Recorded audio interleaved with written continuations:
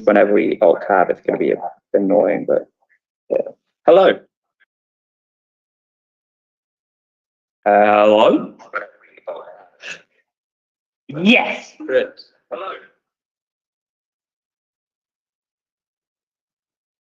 Right. This is a big POG day. Oh, that's so infuriating. We're going to have a slight echo. I think if I turn down the sound, does it still work on the YouTube? Hello. Does it still work on the YouTube? Hello and welcome to the Minecraft. Hello. We're in. We're in. It's, yeah. They're just going to see the behind the scenes every time we switch to StreamYard and put it.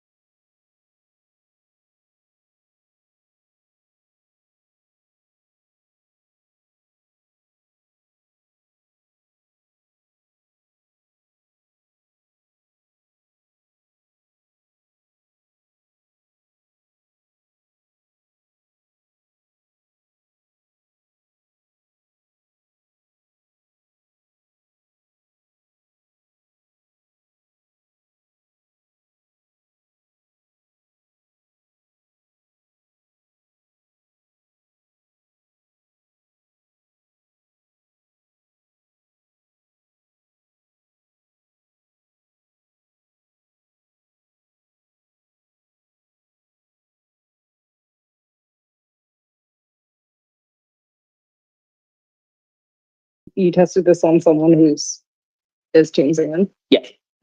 Well, we're testing it on it's going to YouTube now. Right, okay. YouTube is up. Link is private though, so we've sent it to no one yet. What mic was it using at this point? Either this one or that one, and I can't remember. Well, I think this one definitely works because. Is it maybe the one that's green instead of red? Yeah, maybe this one. No. Oh, it just takes a second to warm up, apparently. that one does definitely Oh, work. okay, great. Should we just test with that one? Yes. Okay. This is the mic I was using earlier, so it should work. Tremendous. So, because I have an Imperial login, I was just planning to log into my email and get my slides up that way because I've got them on my email. Yeah, that could be fine. Wait a minute. How do we show slides? I have the power to do screens because Because I've never felt more powerful than in this moment. it's a hybrid. It's always like a little bit, hit and miss, isn't it? So that's everything. How to get things. Yeah. It does say how to share a screen somewhere here. That would just be like the theme. Our technical tech tweet is on a flight. I've got my water bottle as well, which is really stupid. Managing a meeting. Share screen Something on the way. on this. Is there anywhere in this building? There we are. Share screen. There's a vending machine on top too. Or two. Okay, I might just once we've sorted that, I might nip up and. Oh no, that shares this, which is what we want. Shall I try and log in and see if it shows? Wait. No, we can't share this device because this is the device that's recording the. Wait, I have a brilliant idea. What if I join the Teams call on this device? Yeah. My computer. Okay. And then using my device, we can route the Teams call into here, into YouTube. And it just means I won't be able to go on my computer, which is like, Fair enough. I'm not going, I wasn't planning on it. That's Monday. I'll have to plug it in because its battery's off a bit. Okay. I mean, or I can download the slides onto this desktop if that makes it easier for you. No, it's a problem with how we've managed to bypass only having Teams on the computer. Right. So you can, if you download the slides onto this or Yeah. like It won't present let them you using download that's fine. That's Oh, what I sorry, thought you were you're logged planning. in. Okay. Yeah, I that's need fine. to log you out. It should be top right. It's just blocked Let me by just the log you out altogether and then, or is that going to cause I think problems? that might cause problems. Just log Ah. in on this and you don't want to, save. like, the- incognito So just mode, put in then Yeah, another you can- tab and log in You can go on the incognito Novo mode. kind of thing. Yeah, Yeah. that's fine. Yeah.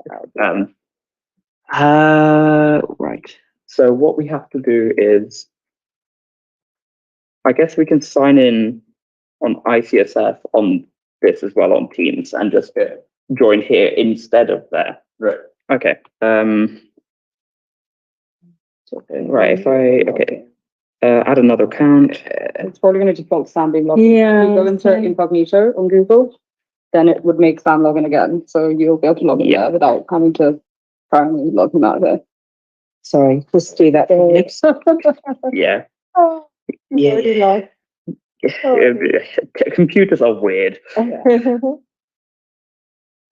Hopefully if you log in there. Okay.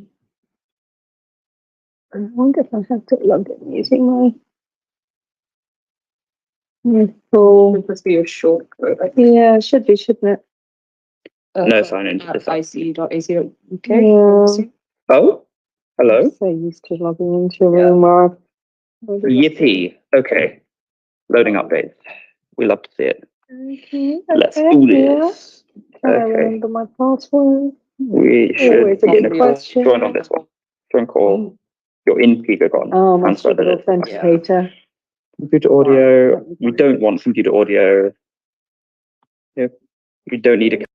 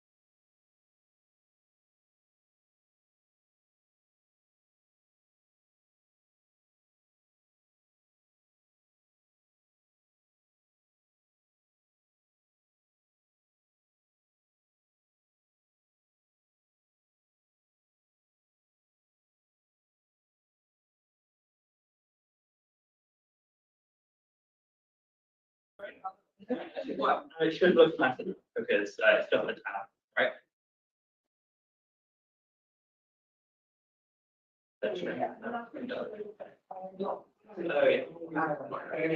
Yeah. Yeah. Nice. Okay.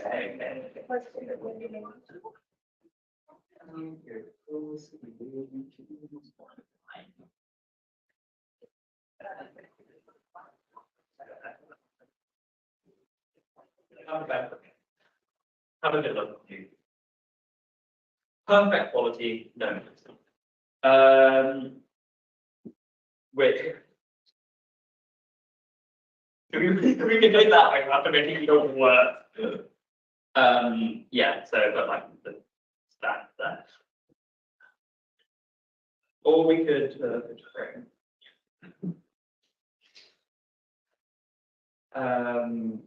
You can just have it stand there. is there a way of controlling the camera not from there? Not from there. But if I could control the camera from like top there or something. Because it does look like there's a room there. We might practice it that one, will we? Forced. Okay. Okay, if I view tab, StreamYard, that still keeps showing. Yippee, okay, I can stay on the StreamYard and do StreamYard stuff. Oh, good. Why? So if I present slides, Google, that's brilliant. I can make Google Slides now during the talk. That's and then yeah, you can do that in the month that you have. Okay, this is Try changing the camera. yeah, you can if you want. I don't know. It's up to you. Whatever you think is better. It's fine. Female.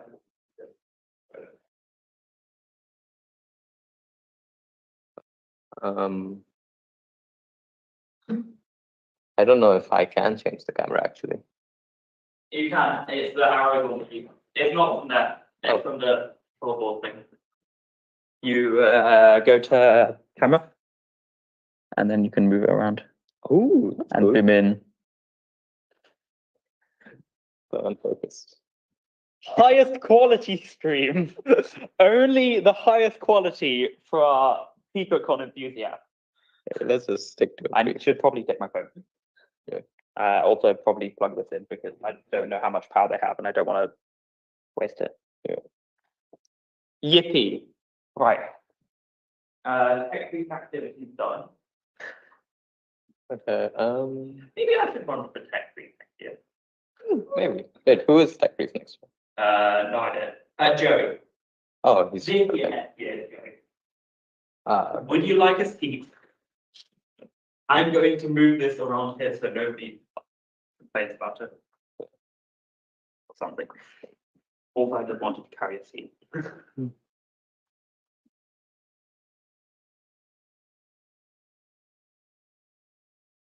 Yeah, so.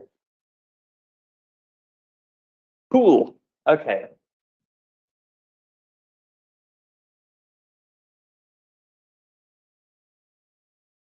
Yeah. I can make new tabs. Wait. Critical security alert. Suspicious attempt to sign in. 55 minutes ago. That was me. I think. 55 minutes ago.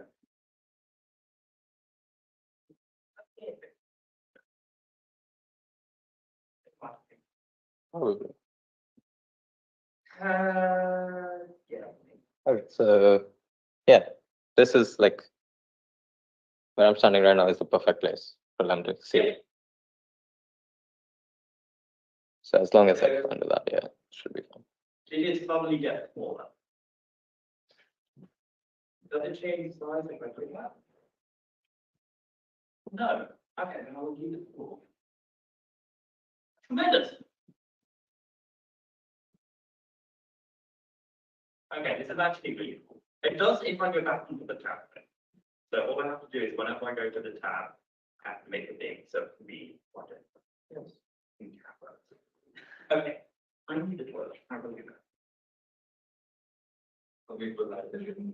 Yes, that's fine. Okay.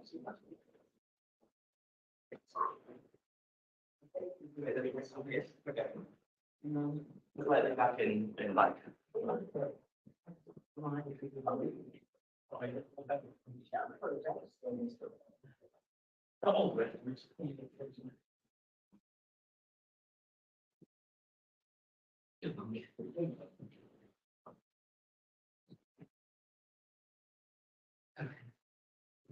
Even days, but yeah, see you, I don't get his face.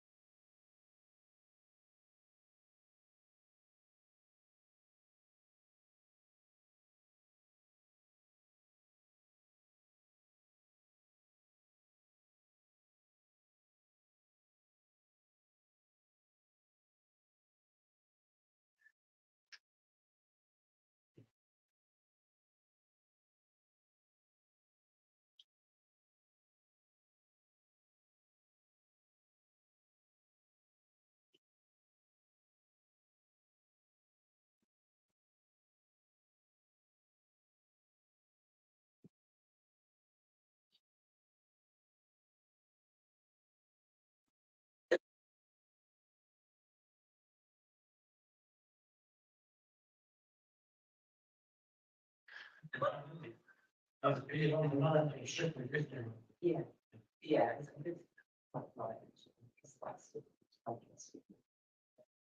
Further. And it is actually it's not further.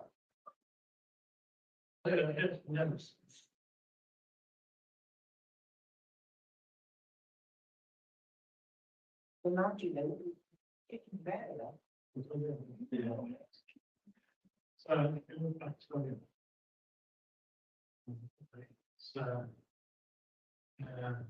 Was that very important? Was wrong, yeah. So the problem there, I've got 3 lots of plants, 100 there, lots of. This one's over before. That's good. And it's in the question here.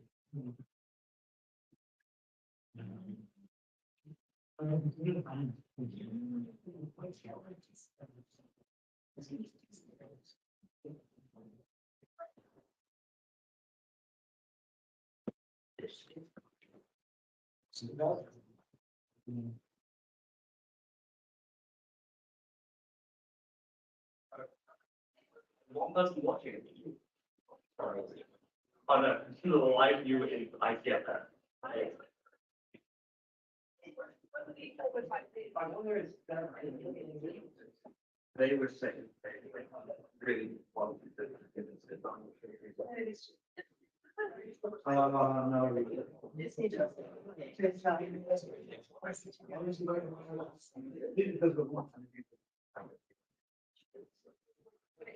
My notes out too. Was it okay?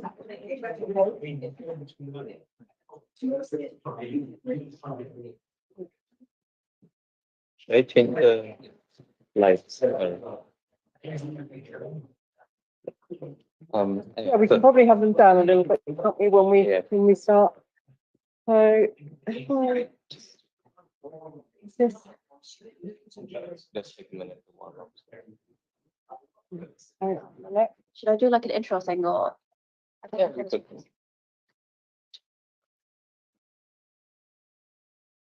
Hello. Whenever you're ready. Oh. Yeah, we just walk over to the conference. Yes. Can you speak, you could stay behind us to less. Okay, so I need to stay there. Yeah. In order to see Is it. it like, Okay, mainly there, like to the sides, or is it, oh my God, No, it's very, very specific? very. And there's no clicker, is there? So I'll just go back and forth with, Yeah. with this. Yeah. It's fine.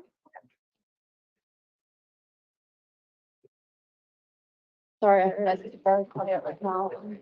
Yeah, it's quiet, and that is good for me. Sorry.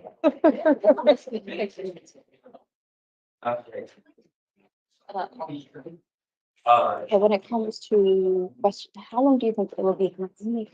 Oh, yeah, I mean, I think I'm not planning to go on. Plenty of time for questions. People with questions are aimed at 10 minutes. Also, I want to give a little bit of time for, What? you know, a little lights. in the Yes, this is kind of, in short for no more. yeah, we can cut it up. 5 front row lights off and remaining lights 10%. Yes. I have a feeling that would be very like dark. Or not, tremendous. This is amazing. Board lights may be turned off using the override switch, but level 2 access. There, I see it, yeah.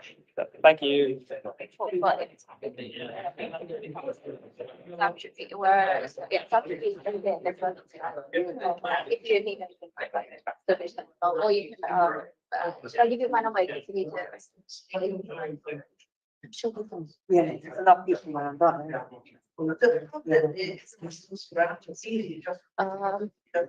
Should I use a microphone? Should I just yell?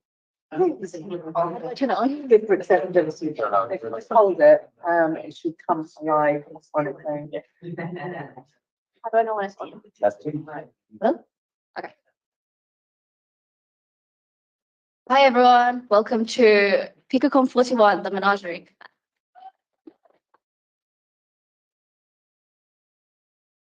Thank you all for coming, and thank you all for coming this early, because I know on a Saturday, normally I would probably still be asleep at this point. I'm not going to waste your time any further. I'd like to introduce our first guest of honor, Geeta Raleigh.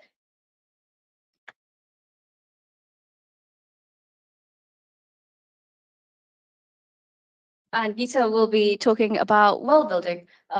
So I'll let you do it now. Hello, thank you very, very much to Imperial Science Fiction and Fantasy Society for having me, and special thanks to Ria for extending the invitation. Ria's actually in my creative writing class currently. That's how we know each other. So she will have heard some of this before, but I'm going to talk today a little bit about my experiences of world building, and I guess also my struggles with world building. In my children's fantasy, The Destiny of Mean and Moonshine, which was published by Zephyr, an imprint of Bloomsbury. Yeah? Oh, behind the stall, sorry. Bloomsbury Kids, and it came out in July of last year. And another book, which is a standalone but set in the same world, is coming out this summer. So let's start with some definitions. The Merriam-Webster dictionary, which is where I got this definition from, actually only put world building in as a word last year in 2023. And it says world building, noun, variants of, less commonly, world building or world building, I've chosen not to hyphenate, is the creation of a fictional world, especially within the science fiction and fantasy genres, that is believable and consistent within the context of the story. And if we look at this screenshot here, it's a Google Ngram search for world building. And we can see that it first popped up a really long time ago in 1820. And throughout the 19th century, it was actually more of a scientific term. It was used to describe the kind of extrapolation from theory that scientists made when they were developing, you know, those early days of scientific discovery. But then from the 2000s, there's been this huge spike in the use of the term world building. And this is due to a number of reasons. I mean, I think the convergence of digital media is a big one. Participatory cultures like fan fiction and blogging are another big one as well. But I think we're also moving slightly away from linear storytelling in fantasy towards kind of the development of these huge, coherent, recognizable worlds, which can be transmitted across different media and which obviously have huge commercial potential. And I think that's partly why there's been such a growth in this idea of world building. I'm sure a lot of you have either read books or articles or perhaps watched YouTube videos about world building and the kind of techniques we use to build a world. And I do use a lot of these when I teach creative writing, both to the students here and both with a lot of the work I do in schools. So you might start off by thinking about the physical characteristics of your world. Does your world, in fact, obey the law of physics? What is the geology? What is the geography and the landscape of your world? How does that relate to the kind of plant and animal life that might flourish in your world? How do those in turn affect the resources of your world? And how do the resources or scarcity of resources affect conflict and power within your world? So those are the kind of questions I encourage my students to start off thinking about. And then we move on to culture. This is Trompinar's model. I'm not sure if you can see it very well, of basically classifying societies on various axes. So he talks about things like time, how a society regards time. Is it linear? Is it synchronous? Is a society sort of communitarian or collective, or is it based around individualism? What factors are important in your particular society? So we sometimes start talking about those. And of course, we have to relate those to things like landscape and the kind of life that flourishes on the world that you're building. We sometimes get onto language.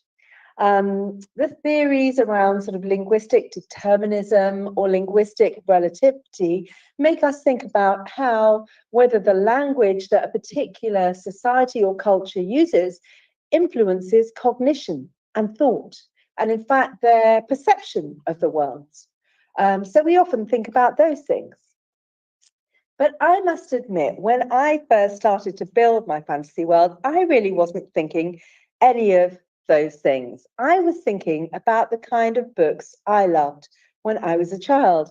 And I really love books with very rich, immersive, and original fantasy world, the kind of books where you could completely get lost in the story and you would emerge as if for air a couple of hours later. And one of my favorite authors, who you might have heard of because this book was made into a very well-known film, was Diana Wynne-Jones. And she was really good at creating these very rich, immersive, and completely original worlds. Even when she has a series of books set in the same world, they're all very different and very original. So I really wanted to think about creating that kind of experience for a young reader, the kind of book that you just fall into and get completely lost in their world. So as it happens, Diana Wynne-Jones, in fact, not coincidentally at all, is also the author of a brilliant, let's call it a gentle takedown or send up of traditional fantasy world building. It's called The Tough Guide to Fantasyland. And for the younger people among you, that's because before the internet, when we went on our gap year, there were a series of guides called the Rough Guides. So wherever you were going on your gap year, you would have the Rough Guide to wherever. So she wrote this book in the 90s called The Tough Guide to Fantasyland, which is framed as a kind of tour guide. And it has alphabetical entries on everything from amulets to dragons to trolls to wizards to zombies. And I think the point she's making really is that the world is a vast and various place. But very often we see the same kinds of fantasy worlds reproduced again and again, whatever the storytelling media. So this is her entry on maps. She says, find the map. It will be there.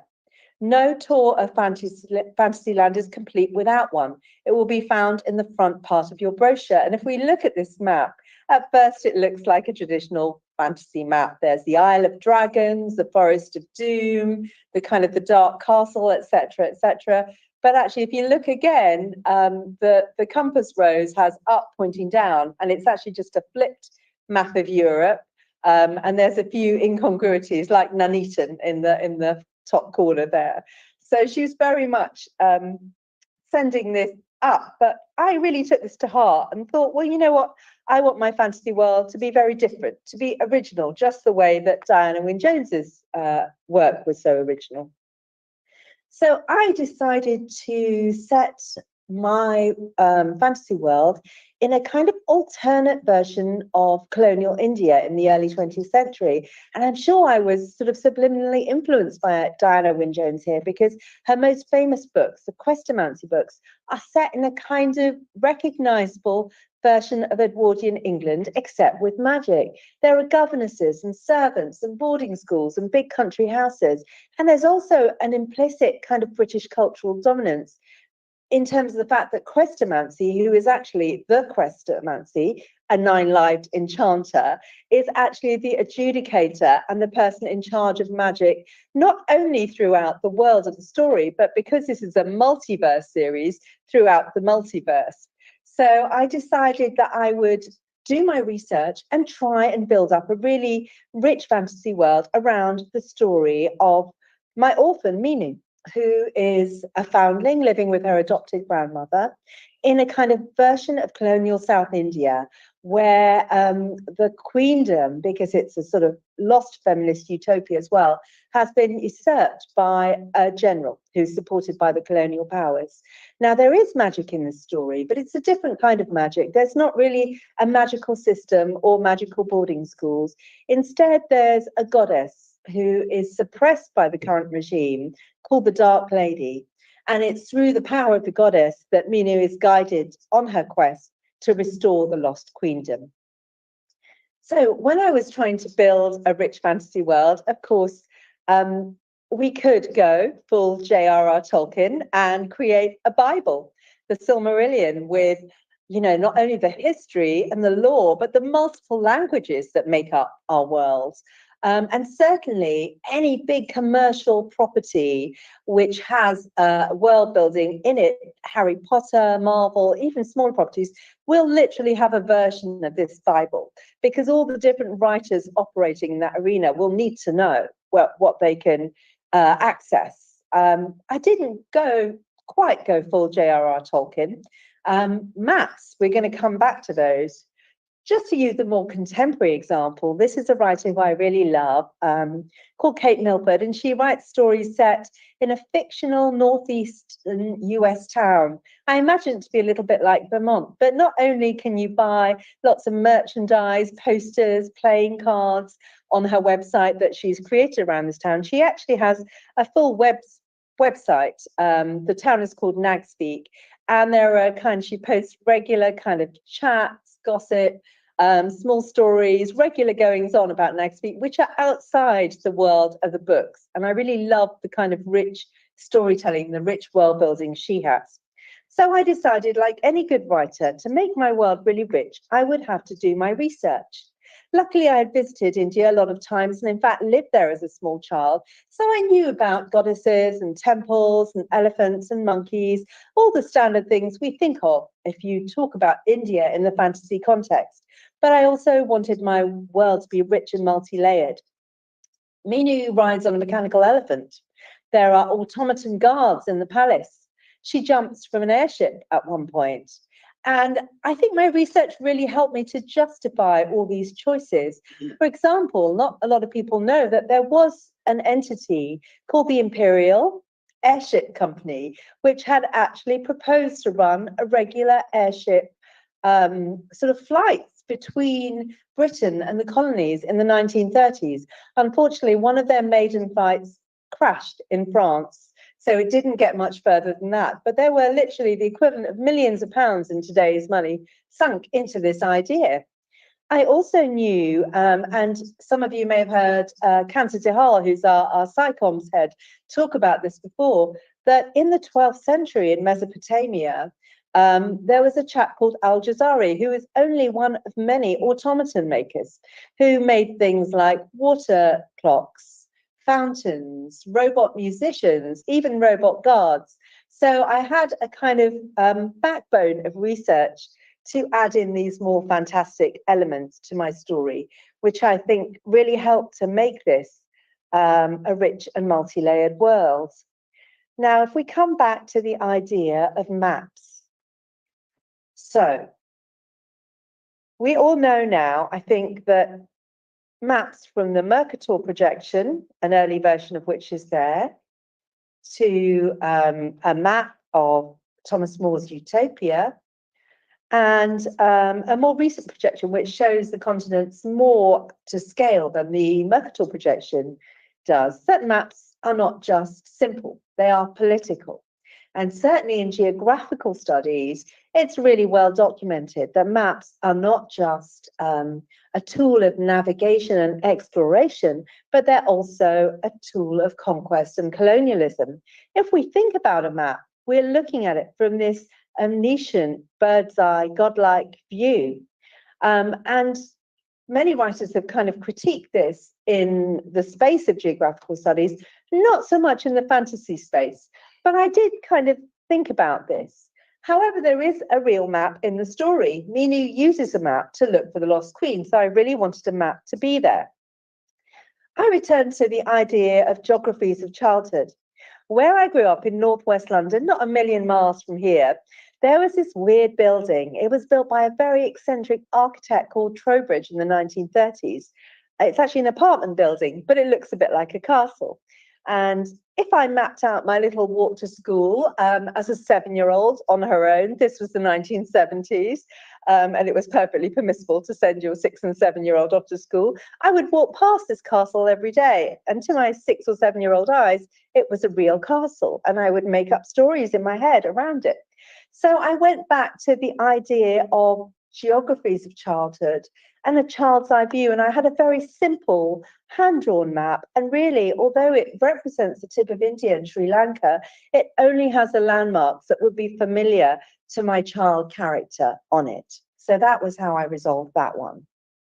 So let's move on. So we've talked about rich world building, immersive. What do we really mean by immersion in a story?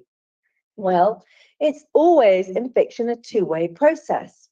The writer certainly creates the world, but the reader also has to create the world in their mind through their imagination. And I think particularly if you're writing a world that isn't the conventional sort of fantasy world building, you want to be inventive and original enough to engage the reader, but you also don't want to be confusing or alienate the reader. And of course, that's particularly a consideration when you're writing for young readers.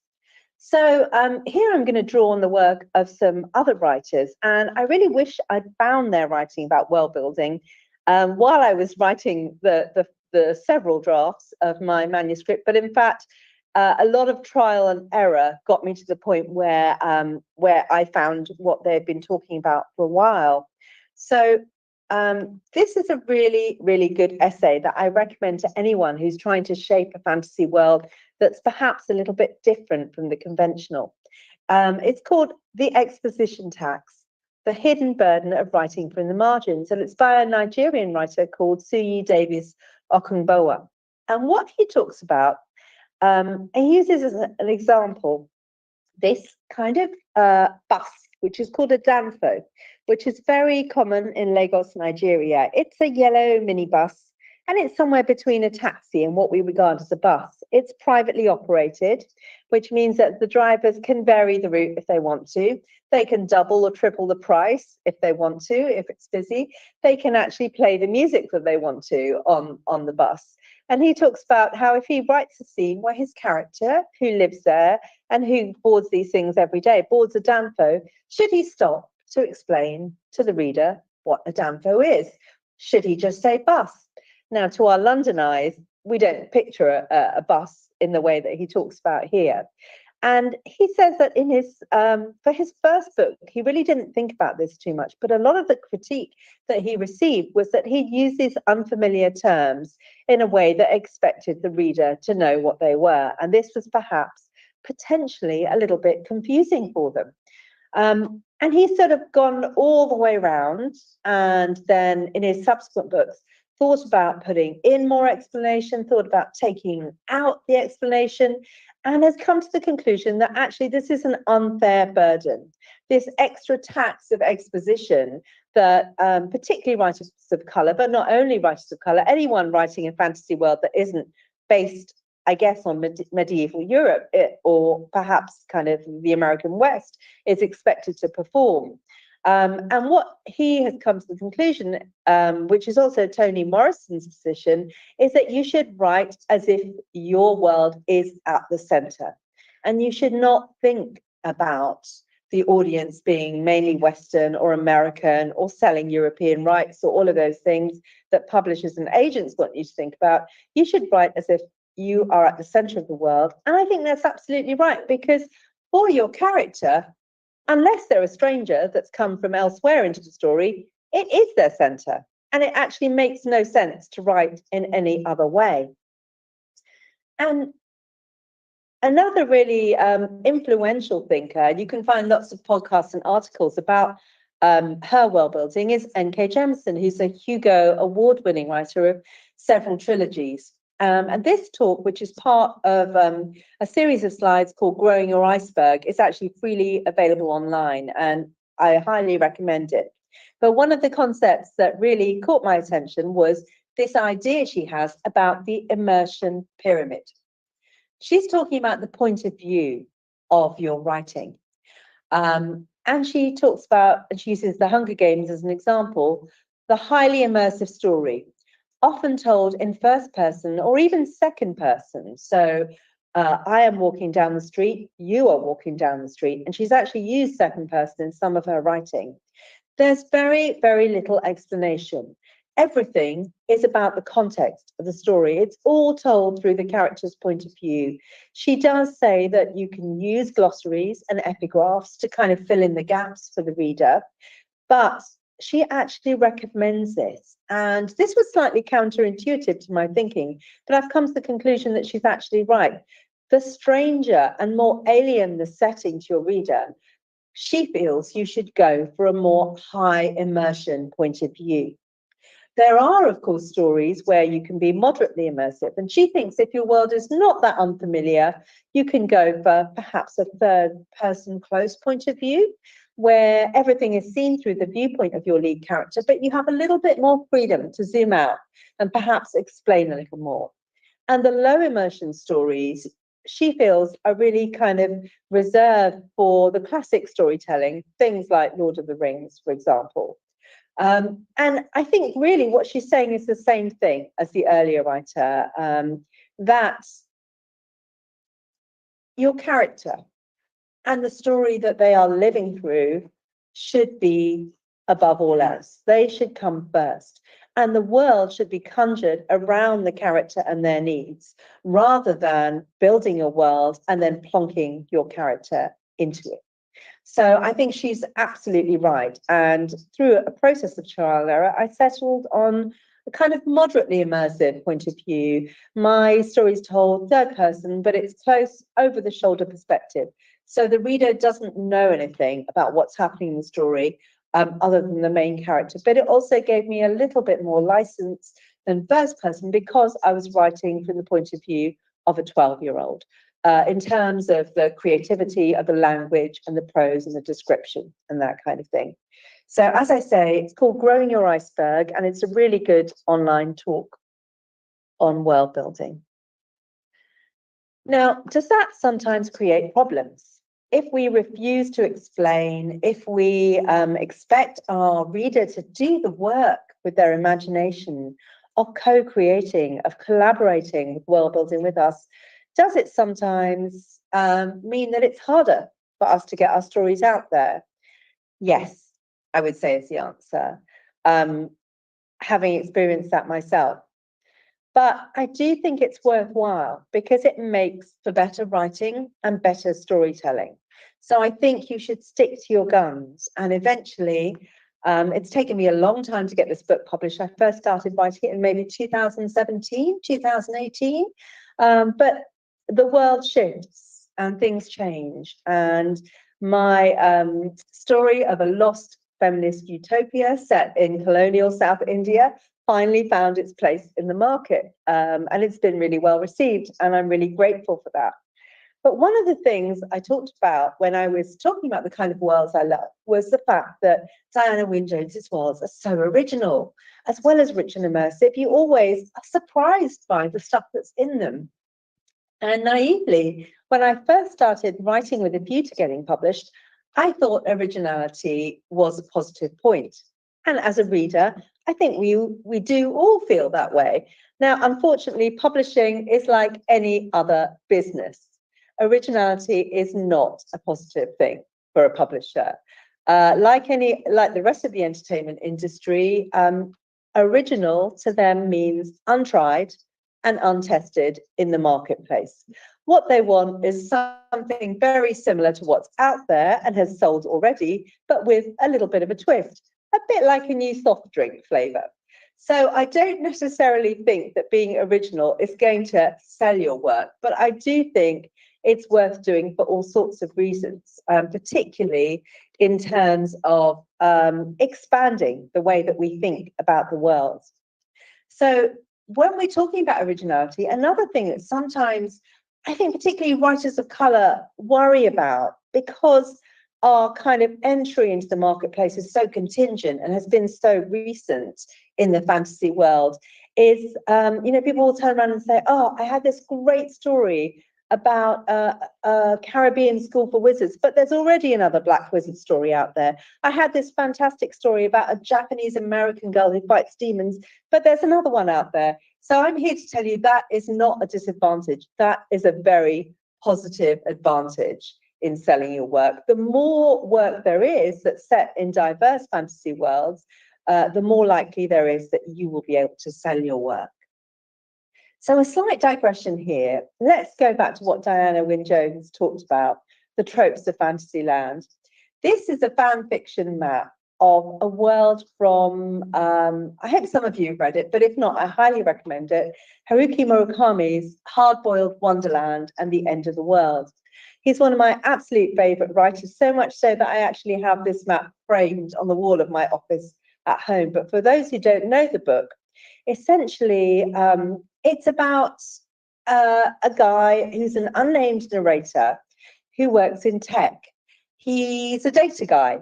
He works for a big corporation, and the corporation have found a way to use the subconscious of their employees as a kind of encryption key.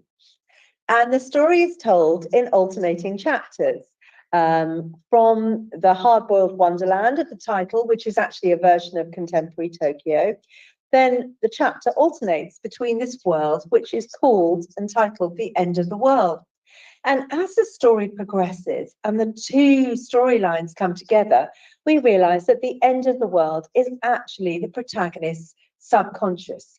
But if you look at the map, you will see that there are, despite the fact that this person is a data guy living in a version of contemporary Tokyo, many of the tropes that Diana Wynne-Jones talked about. There is a watchtower, it's a gated city, there are the woods, there's a river, there's a bridge. Because it's Murakami, there's also a librarian and a library and mysterious one-horned unicorn-like beasts whose skulls he's given the work of interpreting. So it's also a little bit weird. But I put this up to show you that nothing is really truly original. We are all a kind of construct of everything that we've experienced personally and that we've read and that we've seen and that we've watched and that we've gained from the world around us. And this kind of amalgam is going to be different. All of your heads are going to have something like this in them, and they're all going to be slightly different. My story was not only shaped by my historical research into colonial South India, it was also shaped by my immersion in classic English children's literature as a child. It was also shaped by the fact that I am the eldest daughter of immigrants growing up in 1980s Britain. It was also shaped by a kind of diasporic longing and nostalgia, and probably a little bit of Bollywood as well. And you will all have equally esoteric and strange mixtures in your head. So I wouldn't worry so much about originality of concept. Everything that you execute, even if it has tropes that are recognizable from other books and story worlds, will be original because you are unique and your brain is not like anyone else's. In fact, I actually encourage collaboration in the world building workshops I run with my students. One of the exercises we do is where 2 or 3 people get together and build a world together. And then what they do is they go off and write a short story or a flash fiction or a scene set in the world that they've just built together. And it's always incredible how completely different those stories are, even though they're set in exactly the same world. Collaborative world building is not just about big entertainment conglomerates. It's not just about RPGs or role-playing games. It's actually a tool. And it's a tool where we can actually envisage different futures and different worlds from the ones that we've been given historically. I've had some great stories from the students because we have a really diverse student population here at Imperial. I've had students that have used Brazilian shapeshifters, that have used Sri Lankan folk tales of bird people and snake people. I've had students that write stories about the super forgetfulness that you drink in the Chinese underworld. And all of those rich and diverse stories have really contributed to our class discussions and our class learning. This is a scene from, I don't know if any of you went to the fantasy exhibition at the British Library recently. So I don't know if you can read it, but these are the juvenilia of the Brontes. So they wrote these little books when they were children, before they grew up and wrote groundbreaking works that actually shaped the English novel. One of the criticisms, or one of the comments, I should say, that I got about my world was that perhaps, although I don't mention the word colonialism, it's very clearly a colonial society, perhaps I should take that out because children wouldn't understand what colonialism was. But in fact, the Brontes 2 years ago, as children, were writing stories set in the fictional lands of Angria and Gondal, which was an English colony on the coast of West Africa in their fiction. So I think colonialism and all the forces that shape our world, sometimes there's so much a part of it that we don't see them. It's a little bit like that story of, you know, two fish swimming along and one fish says to the other, how's the water today? And the other fish says, what's water? Here we are at Imperial College. You know, colonialism and power and all of those forces have shaped our world, sometimes so much that we're not even aware of them. So yeah, if you missed the exhibition, I'm really sorry, it's brilliant, but you can actually go and see these at the parsonage up in Yorkshire where the Brontes lived.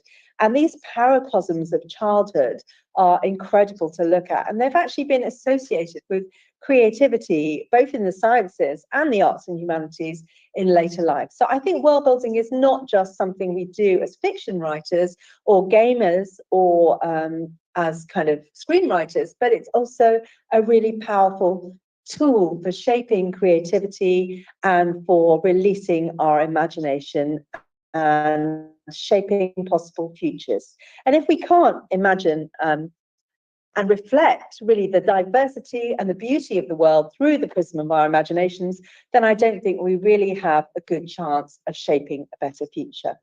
So that's all I have to say. Thank you very much for listening.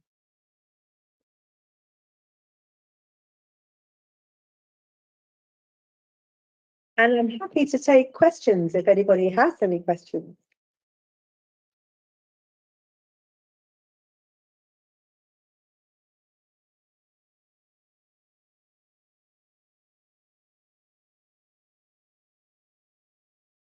Not sure where you can hear me. Thank you. Yeah. When you start a new story, a brand new story, do you imagine creating the characters in it first and then put them in the world you build? Or would you rather, therefore, build this vast, expansive world and then imagine how these people would interact with it and then let the world dictate who the characters are? I mean, I think starting off with the world is a really fun tool for workshops and for playing. I mean, writing is just playing, really. We're all playing with the kind of sandbox in our imaginations. But personally, for me, it usually starts with a character. I usually have a character in mind and I can picture the setting and the world they're in. And then I slowly start to, over a period of months, really research. And I have big folders of notes and a file, and only really when I've kind of researched the world around the character. Sometimes I don't have a plot or a story, but I usually have a character and a setting. And I think as I start to research, I then will find that the story comes through the character and through whatever problems they're facing in the setting, in their world. So yeah, I start with character, but I don't think there's any kind of, this is a great thing that I'm always telling my creative writing students, there is no one way to do it. You know, there are no rules, only guidelines. Whatever works for you is absolutely fine. Anyone else? Yeah. Oh, we'll come to you in a second. Yeah, sorry. Hi. Oh, yeah. Are you targeting a particular imaginary reader when you write, or have someone in your mind? Sort of what age range are you writing for? Well, completely truthfully, I'm probably targeting 9-year-old me, who really couldn't get enough of fantasy stories and went to the library every week, checked out the maximum number of books, had finished them by Wednesday, and then, you know, was really sad for the rest of the week. But there are children like that. And I know because I go into schools and we all talk about children's reading, what a big problem it is, and how children aren't reading anymore. But I go in and I meet the most fantastic young readers who are just like I was, and who, you know, children actually storm through books. And so I think I'm writing for, the kind of children who, I mean, I don't want to overstate it, but, you know, London in the 1970s was kind of grim in many ways. I was very lucky, you know, home was safe. I have a lovely family, but there was a lot of racism. There was, you know, problems with poverty and the way the economy was going. And to me, it was just a world to escape into. So I think I write for the kind of reader that likes to escape into a different world, probably. There was one on the second row. Yeah. So when you're coming up with characters or a world to put that character in, do you essentially, when you're trying to be creative, as it were, do you follow a sort of stream of ideas, or do you have specific techniques for coming up with new worlds or characters? Well, often a particular kind of historical, because I tend to write sort of historical fantasies, a particular historical fact will catch my imagination. So, for example, with the book that I've got coming out in the summer, The Voyage of Sam Singh, I was reading a lot about colonial prison islands for some random reason, the way that you just go down a rabbit hole, and hadn't realized that there was the Andaman Islands, which was sort of just below the middle of that map, and in the Bay of Bengal, did operate as a colonial prison. They're in Sherlock Holmes' The Sign of Four, a Conan Doyle story. And what I hadn't quite realized was that the prison still exists. It's now a historical site. So that kind of little detail will then set me off on a kind of spin of researching stories about what it might have been like to be in the prison, who, you know, who operated it, what was the relationship between the prison and the indigenous people of the Andaman Islands, and so on and so forth. It was actually, there's all sorts of weird histories around it. So I think often it's just a little thing that will catch my imagination, that will send me off towards a particular kind of story. And I'm sure you've all had that experience. Any other questions?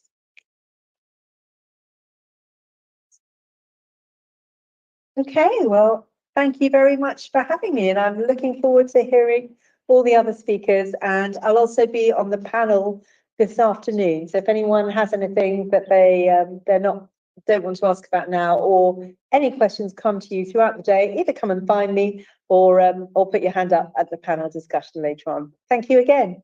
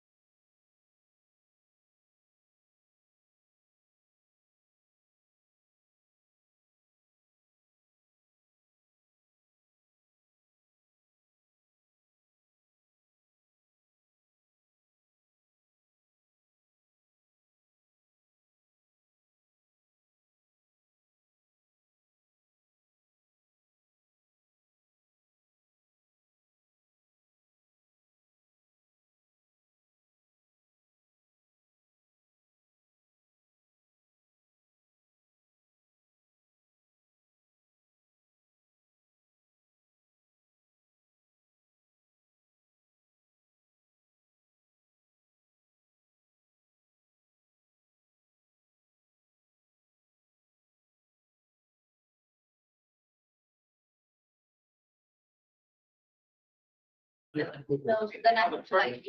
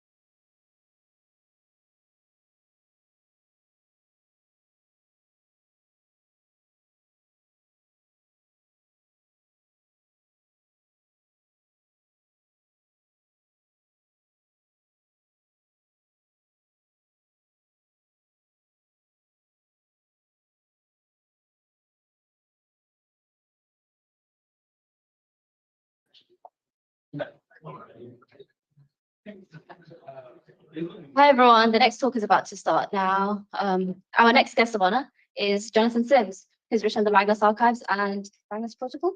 Yeah. Originally? Yes. Yeah. All right, thank you. Right. Well,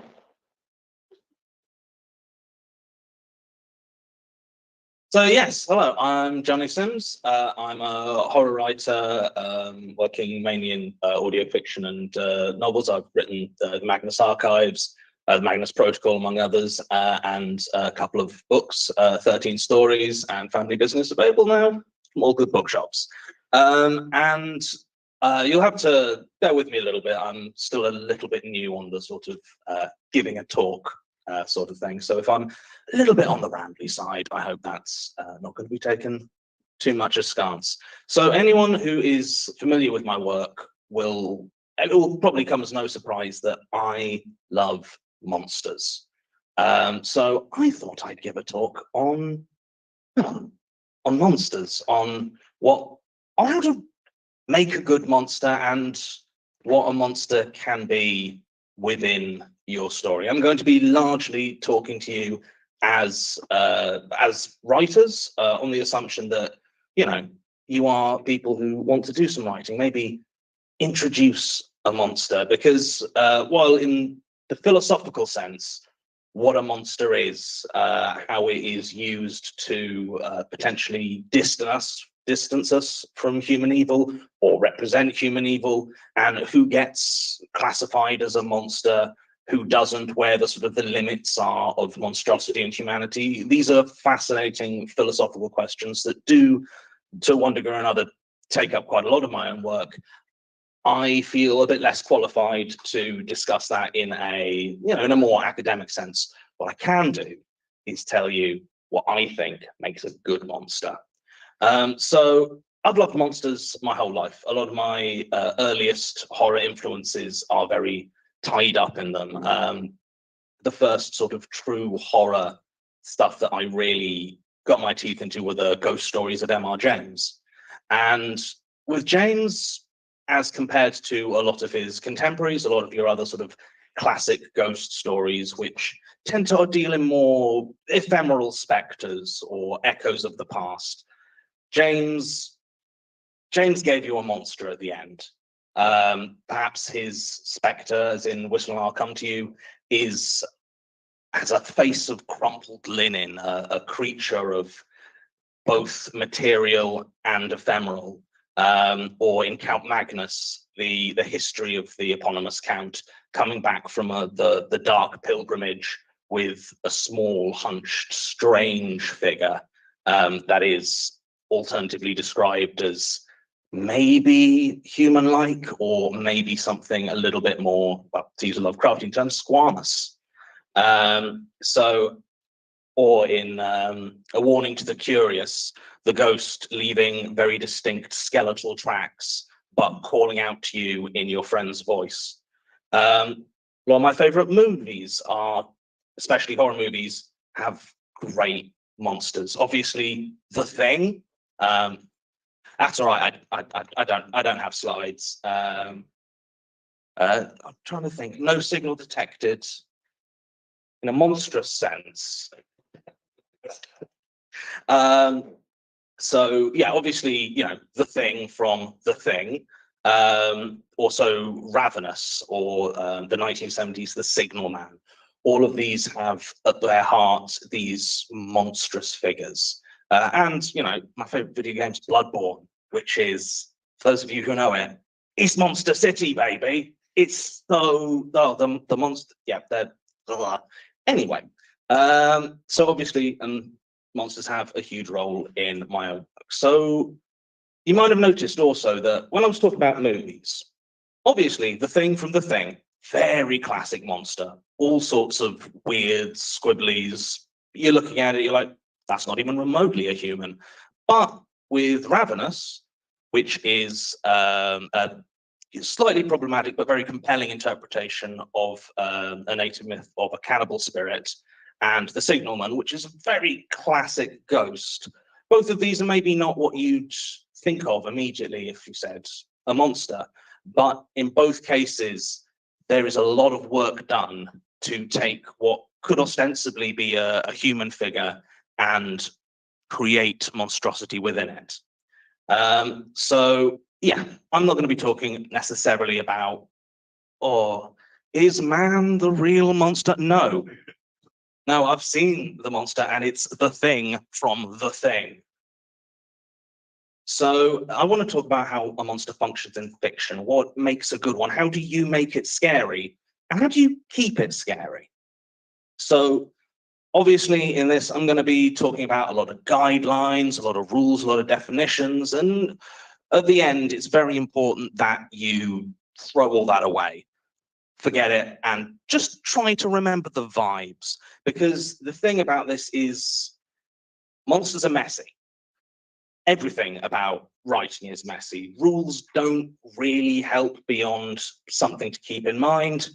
And anyone who tells you that there are clean rules or clean definitions in fiction, or even in anything in life, is probably trying to sell you something. So the first, and to my mind, most important point is monsters are metaphors. I'm not saying monsters should be metaphors. I'm saying monsters are metaphors. This isn't something you can avoid, or no, my monster's not going to be a metaphor for anything. It's just going to be a scary thing. You've just created a metaphor. You just haven't decided what it's for. It's just come from somewhere else, and you haven't given it any thought. I mean, there's a part of me that wants to challenge and be like, anyone put their hands up and come up with a monster that's not a metaphor, because I think I could figure out what it's a metaphor for. But I'll probably leave that exercise for now. Because monsters are scary, or at least often intended to be scary, they are birthed from our existing fears, and so become, in one way or another, metaphors for them. It's always worth thinking about what the metaphors are that your monsters are engaging with, because if you don't give it enough thought, then you can often end up creating monsters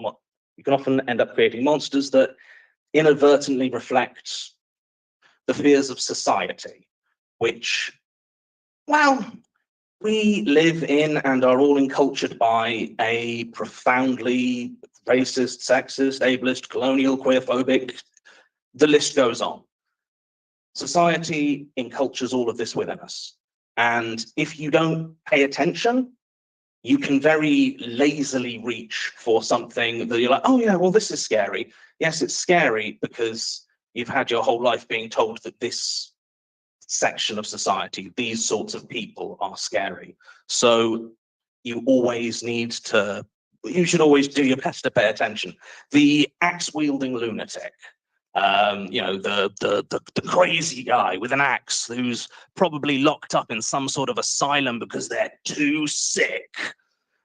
That obviously comes from and metaphoricizes a lot of really, really crummy attitudes and ideas about mental health and about how it links to personhood and links to violence. The motiveless killer stalking the streets that you find so prevalent in a lot of 80s slasher movies is a metaphor for a very, very specific thing, which was this media narrative within 80s North America that there was this violent crime epidemic, that you couldn't walk the streets without, somebody trying to stab you, or especially in inner cities, which obviously is drawn from a lot of racist and ideas about the cities and poverty and this sort of thing, and worries about urban violence being exported into nice, clean-cut white suburban America. The guy who lost a limb and it drove him crazy. That's kind of a twofer, because you've got the idea of deformity or maiming as a way of making someone monstrous and robbing them of personhood, combined with the aforementioned mental health concerns of the psycho killer. Now, sidebar, however hard you try, sometimes you won't notice. You'll still find yourself reaching for these metaphors and monsters and not realizing it. And, people will rightly call you on it. So to a certain degree, as with all of this, it's messy. You've just got to try your best. The best monsters also have multiple metaphors in them and can be read in all sorts of different ways. The alien from Alien represents the terror of a dark, unknowable universe full of things that are, alien, but can also be read as a metaphor for the horrors of pregnancy and sexual assault, with all the gendered aspects that are inherent to that. The shark from Jaws represents sort of the terror of the sea and the natural world and our inability to control it, but also represents something different for each of the characters. Quint reckoning with his past traumas and the dull-like eyes of a shark.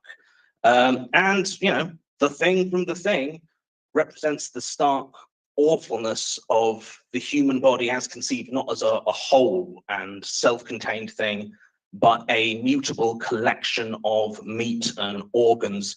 But it can also be read as standing in for the distance between the characters, an embodiment of this grotesque intimacy that highlights the isolation that these men, and they are notably all men in The Thing, put between them.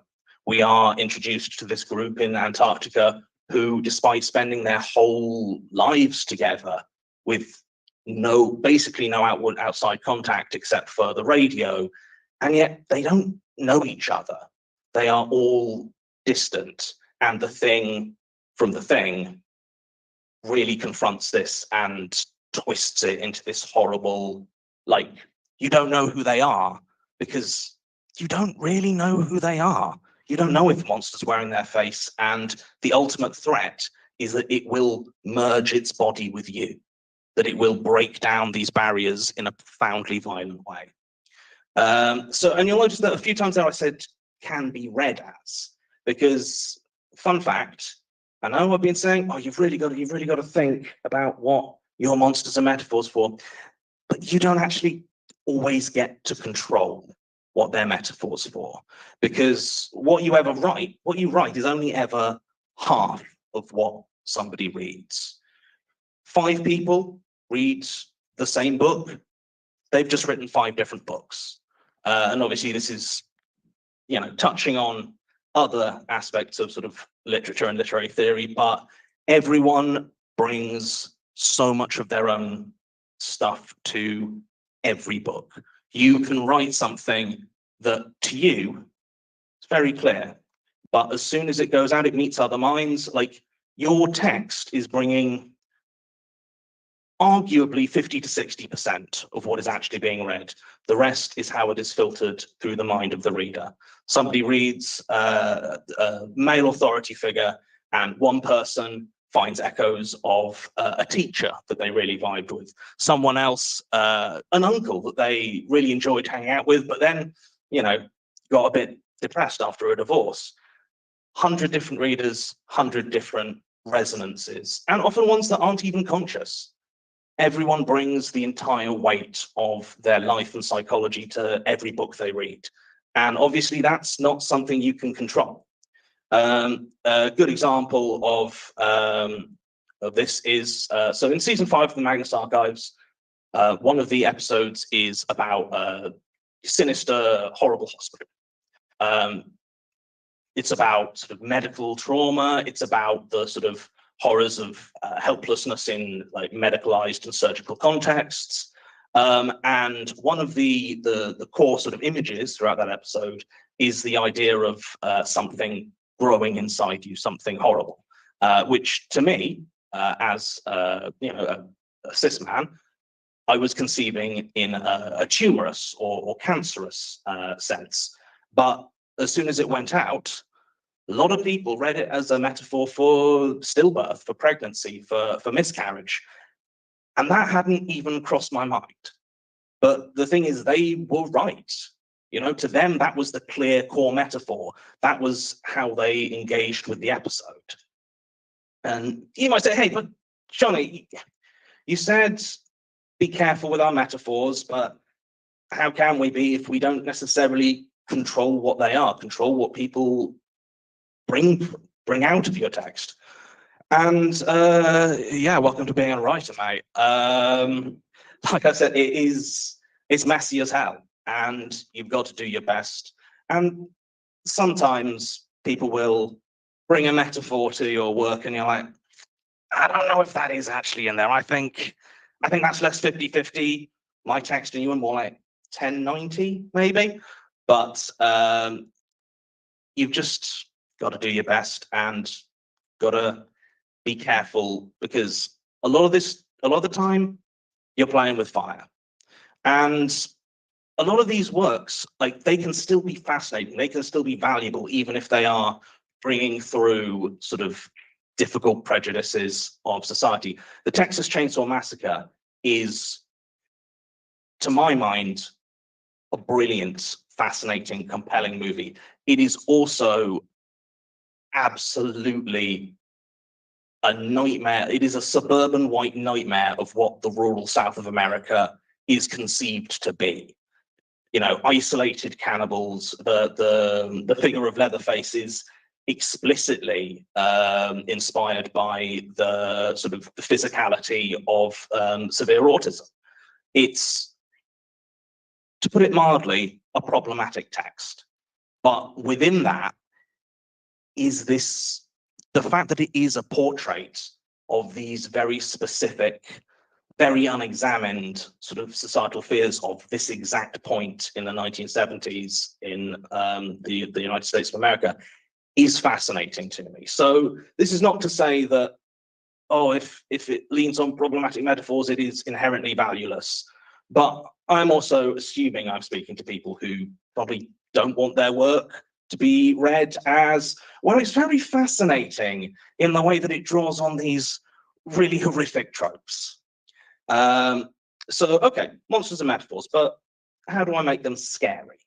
Now, to my mind, there are three main points, three main aspects of keeping a monster, not letting it fall into being a villain or a character, but keeping it as a monster. And these are ones I've, you know, softly labeled as non-personhood, inscrutability, and threat. Or it's not a person, I don't know why it's doing what it's doing, but it can hurt me. Now, I say non-personhood rather than inhumanity, because humans are really, really, really good at giving personhood to anything. I have a 2-story drying rack next to my sink. And when we moved into our house, it's a very, very small house, not a lot of space to do stuff like drying dishes. And so when we found this 2-story drying rack, we were amazed. It came as a savior, and the brand name was Malmo. So its name is Malmo. Malmo helps us with the dishes. It is now a person in our house. My partner has issues with pain, and so we have a specific hot water bottle, currently named Fitzpatrick. Fitzpatrick is a person. Fitzpatrick helps with pain. Humanity, or lack thereof, is not an obstacle to people, to humans giving personhood to things. So to make something not a person is often harder than it might seem. A lot of it comes from trying to avoid having it fall into familiar categories or making it recognizable as something that the culture you're in has a lot of practice making people. As with all things, the culture you are within and coming from plays a big role here. And I'm only really qualified to talk about my own background in the white Anglophone culture. So when I say, oh, it's very easy to make a dog a person, that is obviously coming from a culture where we love to make dogs people. So dogs, again, in our culture, very hard to make compelling monsters because we have so much practice making them people. Vampires and werewolves, while previously very effective monsters, at this point, again, they are their own category of person. So it is very hard to recapture the monstrous in them. I'd hang out with a skeleton. Skeletons are funny.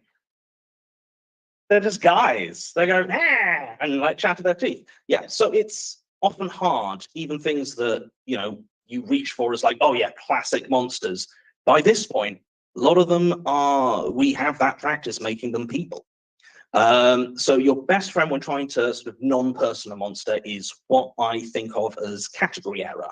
When you have something that your brain wants to categorize in one way, but there are aspects of it that don't fit, that alienate it from that category.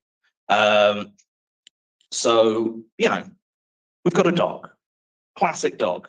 I'm so used to making that dog a person. Then the dog opens its mouth and it's got human teeth. That is a category error. That is something that jolts your brain out of how you are categorizing and considering the thing before you, and pushes it towards monsterdom, towards this state of not being a person. It makes it other. As I will always return to, in The Thing from The Thing starts as a dog. Now, this dog was named Jed, and Jed was half wolf, which made it walk. And Jed, to my mind, the best dog actor, definitely within the horror genre, maybe ever. Don't come up with Darla from Silence of the Lambs, she's fine. But Jed's walk is so slightly off. It walks with purpose. It walks with a deliberateness that you don't expect from a dog that looks like that, which is so subtly discomforting and pushes it out of this very easily personable category of dog. Humans that don't look or act quite like humans are, in your mind, supposed to. Great way to non-person a monster.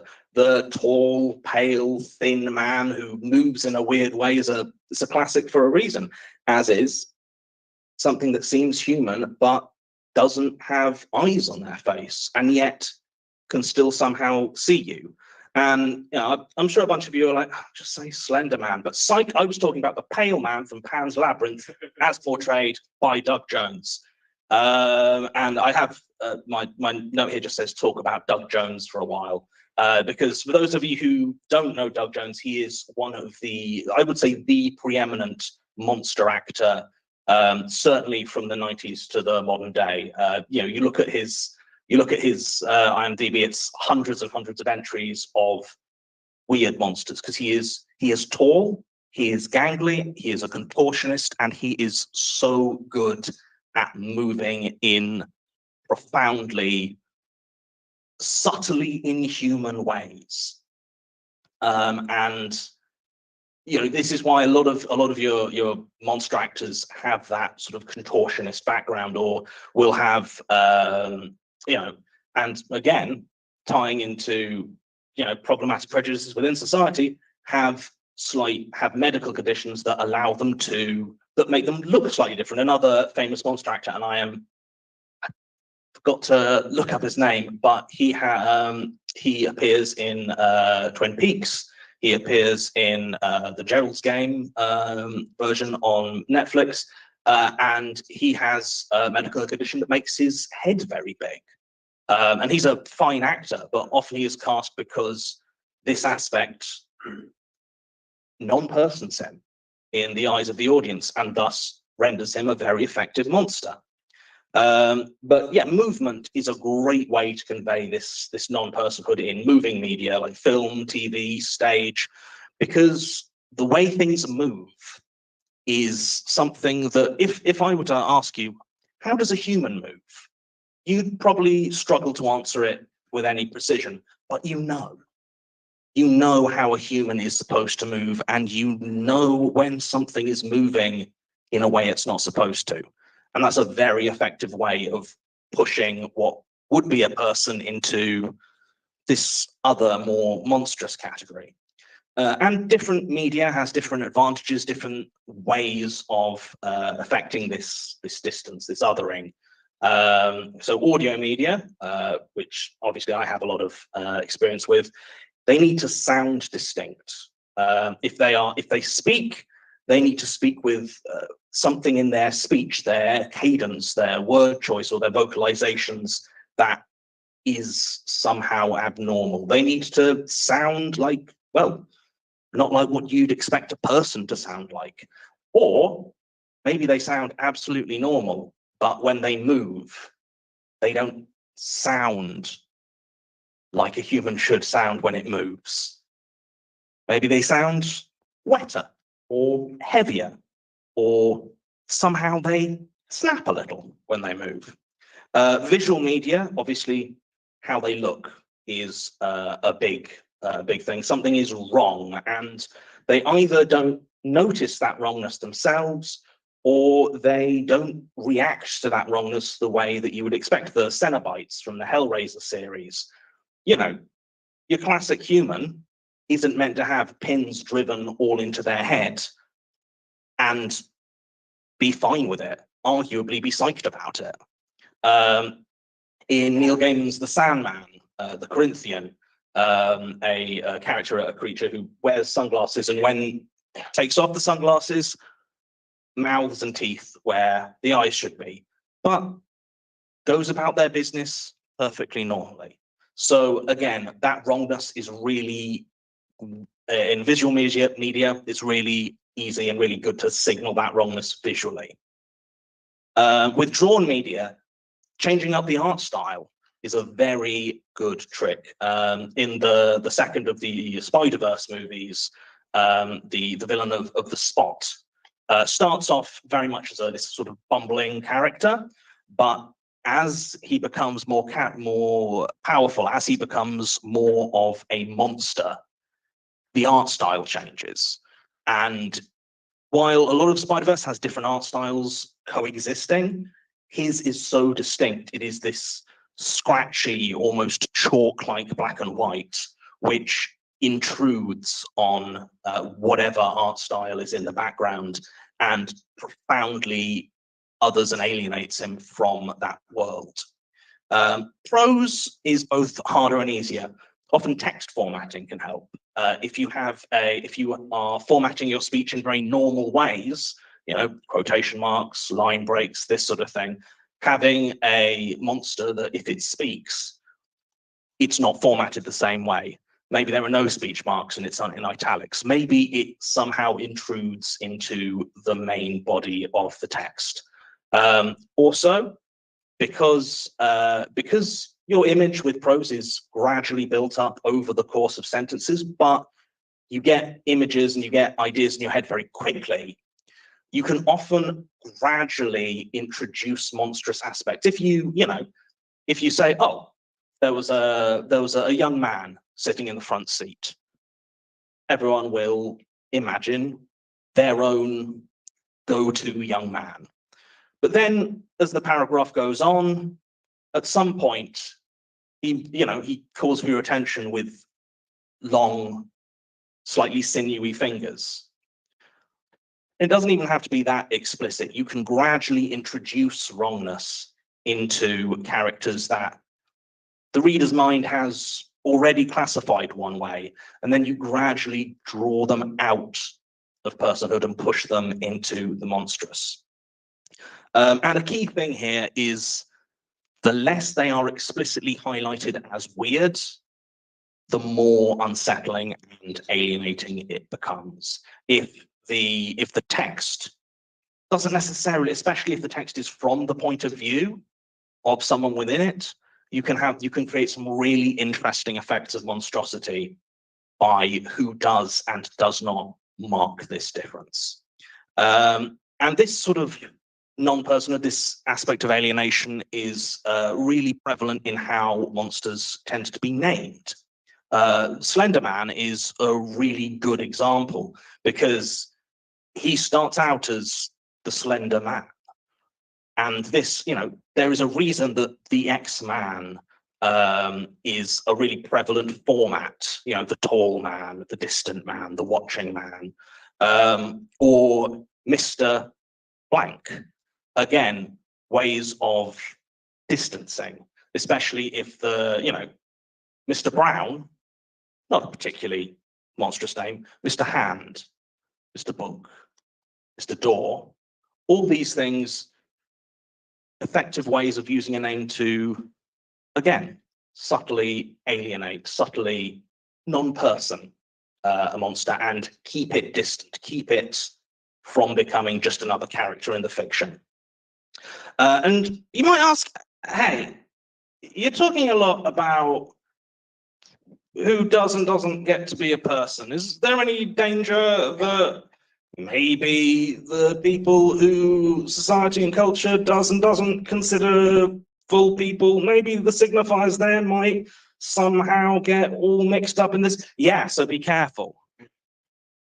It is really easy to reach for signifiers of that's this sort of monstrosity, this sort of non-personhood that come from like persecuted groups and minorities that your culture doesn't always consider people. So again, something you've got to be careful of. Inscrutability, that one's a lot easier. But I can't overstate how important it is that it's not clear exactly why the monster is doing what it is doing. As humans, the only motives we can really conceive of are human ones. Even when we look at animals, we tend to ascribe them very simplified human emotions. Oh, he's hungry, he's angry, he's scared. And when animals act on motivations outside of something that we can relate to human emotions, we tend to be like, what are you barking at? Why are you running around like that? It's hard for us to conceive. So we are primed to ascribe human motivations to anything. So and as writers, because we can only really conceive human motivations, doesn't matter how inhuman something is, we can only really give it something that in some way relates to human motivations. So keeping these obscured is very important to stopping your monster becoming just another character. Now, obviously, as a writer, you probably should have an idea what the monster wants and needs and why it's doing what it's doing, because otherwise it's very hard to keep to build a consistent story around it. But the longer you can obfuscate it, the longer it can stay scary and stay in the shadows, because that unclarity, that mystery is very important to keeping it scary. And the final and by far easiest point, threat. The monster must be able to hurt you. If it can't hurt you, it's just a weird curiosity. Or maybe it can't hurt you, maybe it doesn't want to hurt you, but it has to appear like it can, or that it will. This can be implicit or read in another character's reaction. In the 1970s, The Signal Man, based on the Charles Dickens story, the monster is this ghost, this spectre that presages disaster. And it just stands there waving, occasionally calling out. It has no inherent power within the story to harm anyone. So, but the onus is on the signalman himself. The actor, he takes the weight of making that threat real, and he does a fantastic job because he feels the threat. He conveys the threat, and thus this spectre becomes not merely a curiosity, but a monster. And you know, there's a reason that your classic horror cold open is some rando getting got, some unknown character who will never come up in the story again, killed horribly by the monster, because that is a really good shorthand, really easy way to establish this thing is a threat. This thing can kill. This thing can harm. And so when it's introduced further on, you don't need to do any work building that threat. It is already in there. And, you know, generally, the more weird and horrific the ways it can hurt you, the better. You know, have some fun with it. You know, maybe it stabs you, maybe it, you know, slices your face off with a scalpel, stitches it to its own face, thus having a long sort of wavy pile of faces that undulates and all talks to you as one. You know, have fun. But you don't have to lay it on that thick. There is absolutely nothing wrong with a monster that's just going to tear you apart. As long as the monster can, or appears like it can, properly hurt your protagonist, and by implication, the reader, should it exist, you're probably good. Now, you've got your monster. You're happy with it. It's scary. It's probably not too problematic. And oh, you're looking forward to people being scared of it forever. Wrong. Monsters have a lifespan. Nothing stays scary forever. And monsters are no exception.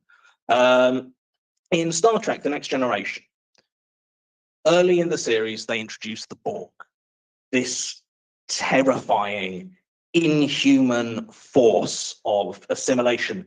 And they are terrifying. They're like nothing you've seen in, you know, nothing you've seen in the original series or the movies. It's really scary. Then after a series or two, they become just another villain, one of any number of alien races that are potentially hostile. And finally, by the end of Next Gen, by their movies, they've got a sexy Borg queen, fully personified and desperate to bone Data. You know, the Slender Man is a vague figure photoshopped into a couple of images on a something awful thread, and it is just lurking there. Now, Slender Man, internet punchline. You know, Cthulhu, terrifying unknown creature sleeping underneath the waves, sending hideous dreams out to the world to herald its final awakening. And now you can get a Cthulhu plushie in basically any nerd shop. The longer an audience is exposed to a monster, the more their brain is able to create a new category for it, and thus person it. Thus, it becomes a character, it becomes a friend sometimes. I mean, vampires and werewolves are absolutely the best example of this. You know, they are now a category of character rather than monsters. You know, once it becomes a person, it can become just a character, a friend. And once you have the motivations laid out, you can start to relate. And relating to a monster is the death of its monsterhood, which is Not always a bad thing. Sometimes within a longer piece of fiction, it's really good to lean into it. You know, something that starts as a monster then becomes a character as it goes along. But it's something that you have to reckon with, and it's something that means that you always need to consider the lifespan of your monster and how long you need it to go. I mean, eventually most stories have to explain at least some of the monster's motivation, because after a certain point, if there's no motivation explained, it becomes frustrating in its randomness and thus starts to lose threat. And the longer it goes without actually killing or harming a protagonist in a real way, like in a long story where a protagonist, let's be honest, is not going to get actually murdered, the longer the monster kind of threatens to but then doesn't, the less real the threat feels. So yeah, bear in mind how long you need the monster for. Is it a single book, a short story, a whole series of stories? And try to mete out the gradual development of, on the gradual loss of monsterhood as best you can. A single book or a short story, it's pretty easy to keep a monster contained, to keep them monstered right up till the end. For something longer, you generally have to reckon with at what point is this monster going to stop being scary. Of course, there are ways to extend a monster's horror. It's very easy and often very effective to remind everyone what a threat they are. If there is a monster that the audience has become very comfortable with, very much thinks of as a character, reasserting that threat, reasserting that monstrosity, having them do something, having them kill a character, having them do something beyond the pale is often a very effective moment, and can be more effective the longer an audience feels safe around this monster. But you do also have to be careful, because if it goes on too long, if the audience becomes too safe and the monster becomes too much of a character, then the reaction can become less, oh, we forgot this was a monster, and more, I can't believe that character did something so horrible. And it becomes a character action rather than a reassertion of monstrosity.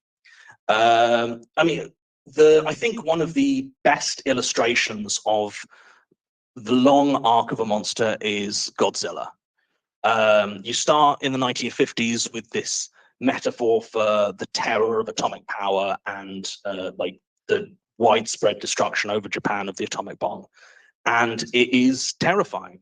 This huge creature with, you know, with radioactive laser breath, absolutely devastating cities. And then over the decades, the Toho series continues, and you have Mothra and King Ghidorah, introduced, and Godzilla becomes more of a friend. Godzilla's the one on your side. Godzilla becomes a character. But periodically, you get new movies that try to reassert Godzilla as a monster, and some of them not particularly effective in doing that.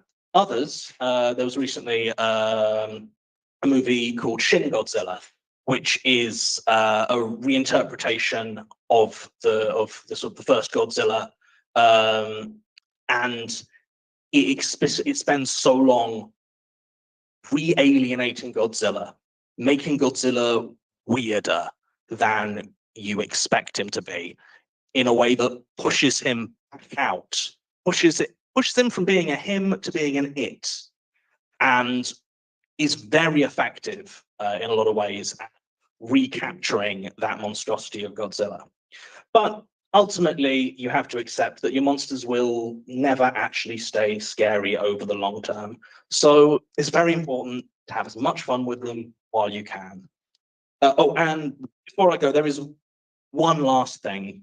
If you are a writer of fiction, going to make monsters, going to create monsters, that there's something you have to know and something you have to accept, which is whatever they are, however horrific, grotesque, disgusting, or brutal, someone, somewhere is going to want to fuck them.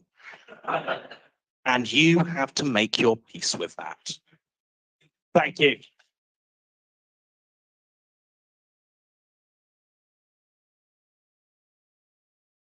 I think I've got a few minutes for questions if anyone has anything to ask.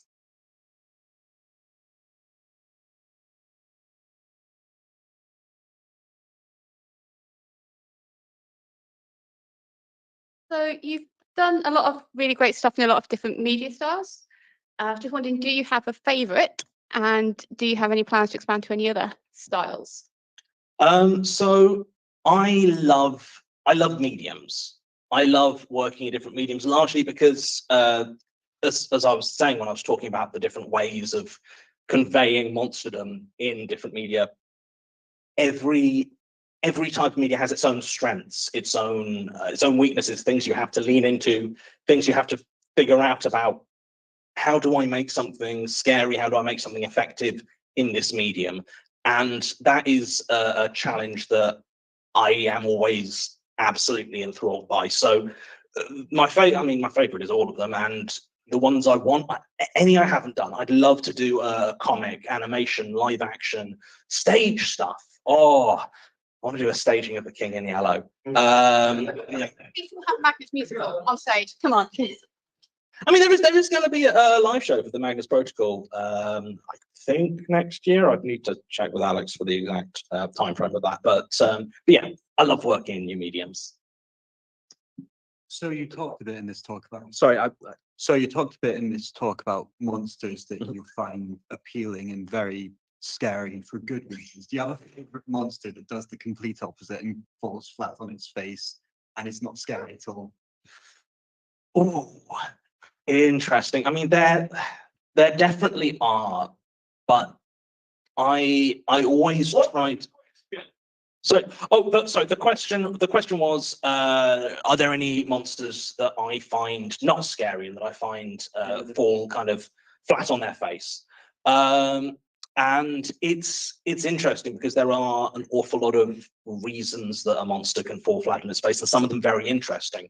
I'm fascinated and love watching sort of your old horror movies from any time from like the 30s onwards. I've recently picked up a copy of Them, which is a movie about giant killer ants from the 1930s. And obviously a lot of these older movies have monsters that now fall completely flat.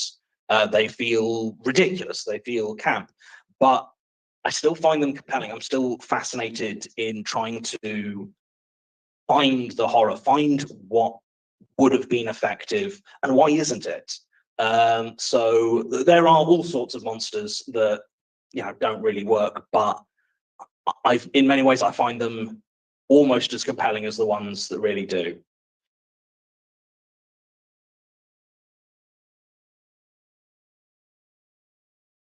What would you say is the favorite monster that you've written? Oh, my favorite. Oh, it's like picking a favorite child, but Oh, I mean, I love all my children very dear. I like the current one is probably a bit obvious. There is a character there's a monster in the Magnus Protocol called Mr. Bonzo, who is very much inspired by a sort of nightmare vision of Mr. Blobby and his place in 90s popular culture. So that's a very there's a lot of recency bias there. So it's hard. I feel from season 1 of the Magnus Archives, Jane Prentice, a woman who is infested with these worms, has a lot of is very dear to my heart because she was one of the first monsters that I really got in the head of. Also, I mean, from the very first episode, like the anglerfish, this creature that you never see but dangles what almost looks like a person out to try and sort of lure you closer with repeated, slightly off phrases. It remains very dear to my heart because that was something that had been in my head for years before I started Magnus. So yeah, I'd say those are my 3 answers.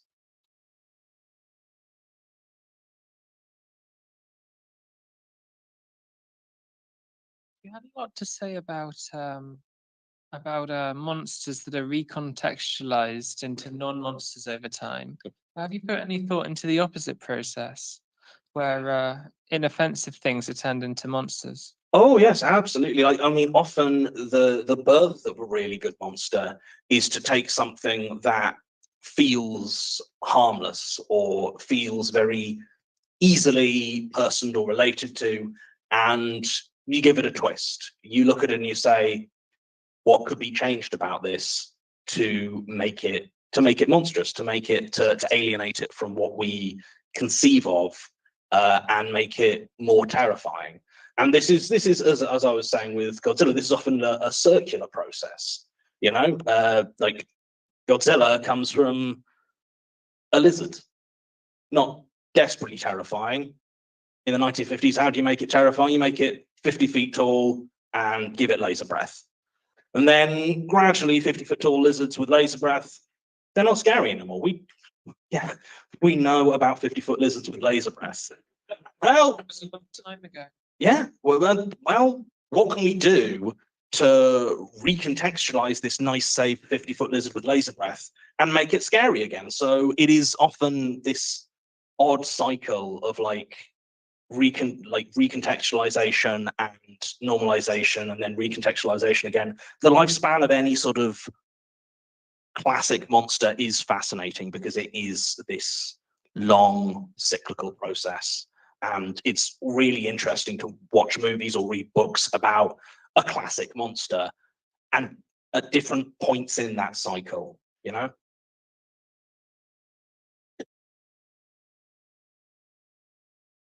Sorry, no more questions right now as it's approaching 50, but Jonathan will be Well- at the Q&A panel this afternoon. Thank you all very much. It's been an absolute delight.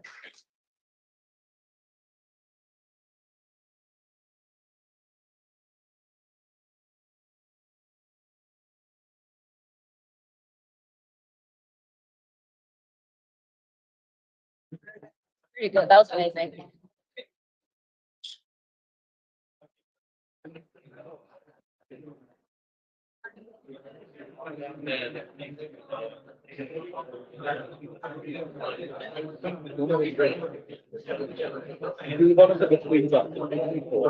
Oh, no, wait.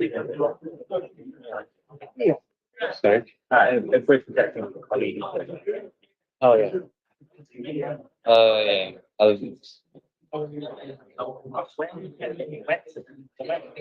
And just like this. Oh, yeah, I forgot to tell you that.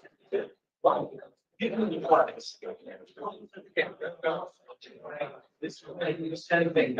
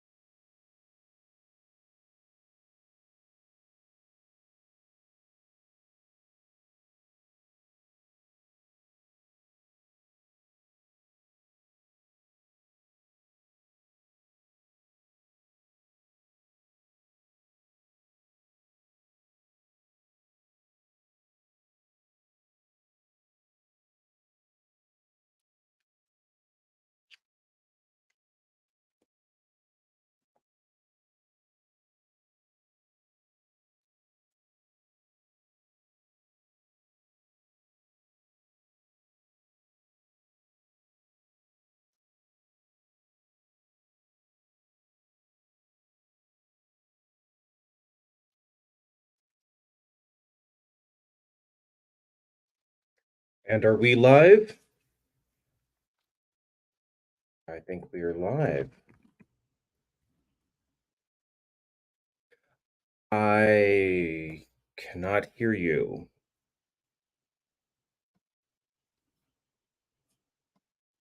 No, no. Test, test, test.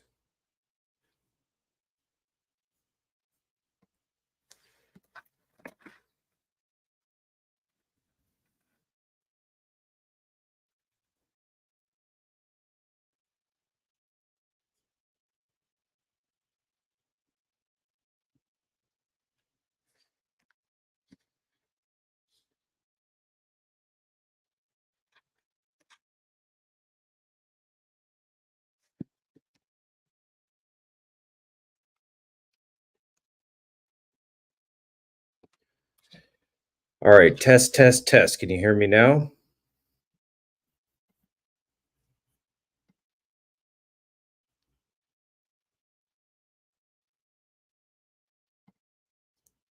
Okay, I can't hear anything. If you can hear me, awesome. I can't hear anything.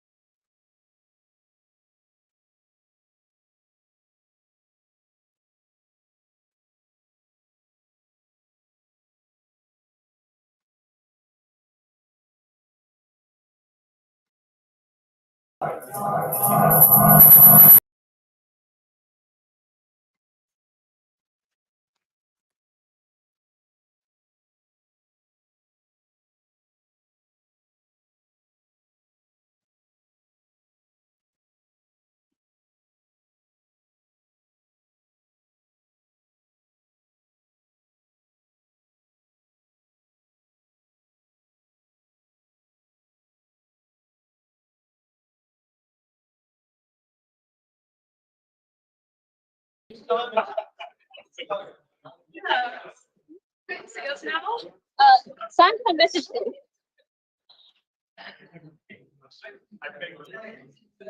All right, let's. How do you move this? Do we want to? Go ahead and meet us. You can hear us. My voice is coming in. Okay. Yes, I can hear you. Can you hear me? Yes, I can hear you. I'm not sure when. Wonderful. You can hear us. Yes. Vic. Okay, lovely. Okay, sorry for the technical issues, everyone. No worries. Okay, so thank you, Christopher. Leave you to present. I saw the echo.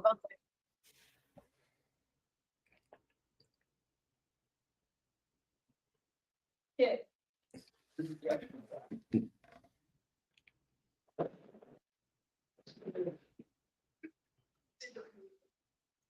Awesome. All right, shall I start?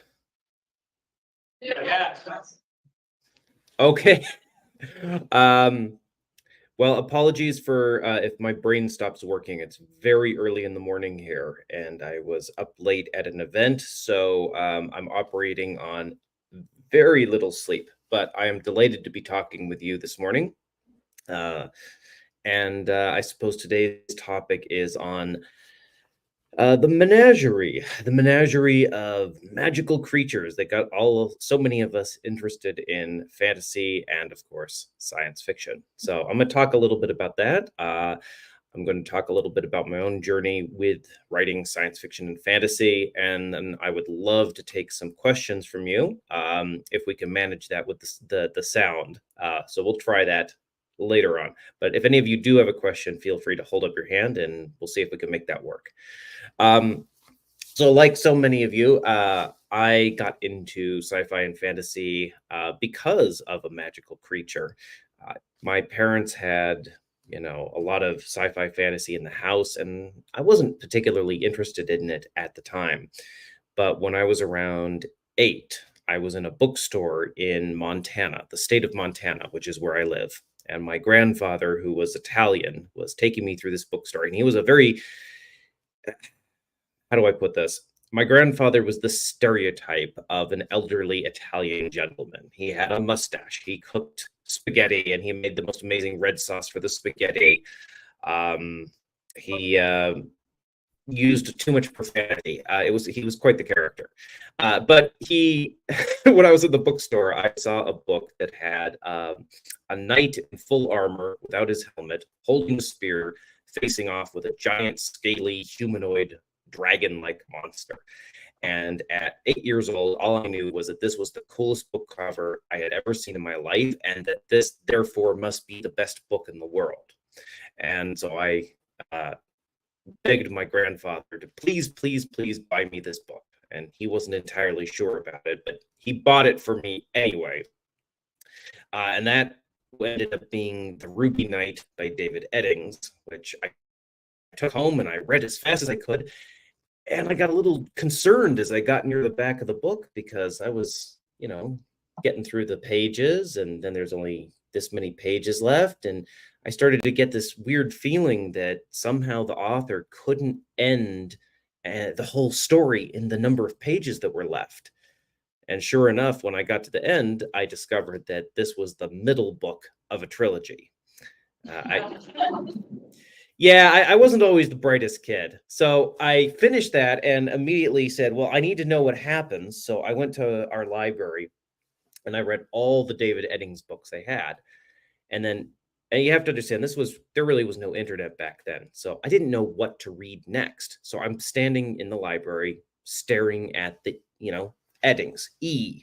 It's like, what do I read next? Well, 2 shelves down from E was F. And there was a giant book called Magician by Raymond Feist, which had a dragon on the cover. And I thought, okay, well, maybe that's good. It's got a dragon, another it's kind of the same magical creature. So I checked out that book and I read it, and it was pretty awesome. So I read everything by Raymond Feist. And then I go, well, what do I read now? And well, a couple shelves down, there was a book called Moss Flower by Brian Jakes, which was the prequel to Redwall, if you're familiar with that series. So I read the entire Redwall series, and wasn't too far from Brian Jakes to Anne McCaffrey, and there was the Dragon Riders of Pern series. So I basically worked my way through the library just chasing the covers with dragons and talking animals, which, is not the worst way to set up a reading program when you're 10. And that really transformed my life. And I just absolutely fell in love with reading in a way that I never really had before.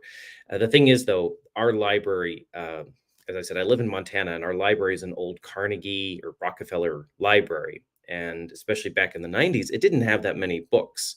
So once I read all the fantasy in the library, I thought I had read all the fantasy there was to read, because I, again, was not the smartest kid in the world sometimes. And I kind of thought, well, it's the library. They have all the books that exist, right? It's all the books that matter are in the library. And I really had no idea what to read after that. So I decided to start writing myself and to try and write the sort of story that I would enjoy reading. And of course, what I enjoyed reading was books about flying on dragons and fighting monsters and having adventures. Now, you have to understand, I was homeschooled my whole life. My mom is a trained Montessori teacher. And so as soon as my sister and I were born, she started working with us doing various projects. And by the time we were ready for about first grade, we were already several grades ahead of where we would have been otherwise. And my parents didn't want to hold us back, and they also didn't want us to get stuck with kids who were a lot older than we were in school, because both of my parents had skipped grades and had that experience, which they hadn't really enjoyed. So my parents committed to homeschooling fairly early in my life, and that was a great experience for me. And it allowed me to graduate from high school several years early, mainly because we never took any summer breaks my whole life. Thanks, Mom. Uh, and when I graduated, my first thought was, oh man, this is going to be awesome. No more school. And it was awesome for about 2 weeks. And then I started to get really, really bored. Now, again, let me give you some context. I live in the middle of nowhere in Montana. It's incredibly rural. This was the mid 90s. The nearest town was a 30-minute drive away, and I didn't have a car. That town, by the way, only had about 6,000 people. The nearest neighbor was a half mile away, and they were like in their 50s and had a construction company, so they weren't going to be playing out in the yard with me. That we had no television reception. The internet basically didn't exist. I didn't even have radio reception. So the only thing I had was essentially reading. And after I graduated from high school, I was like, well, what am I going to do with myself? And I got so bored. I went into our backyard and I started to dig a hole. Yeah.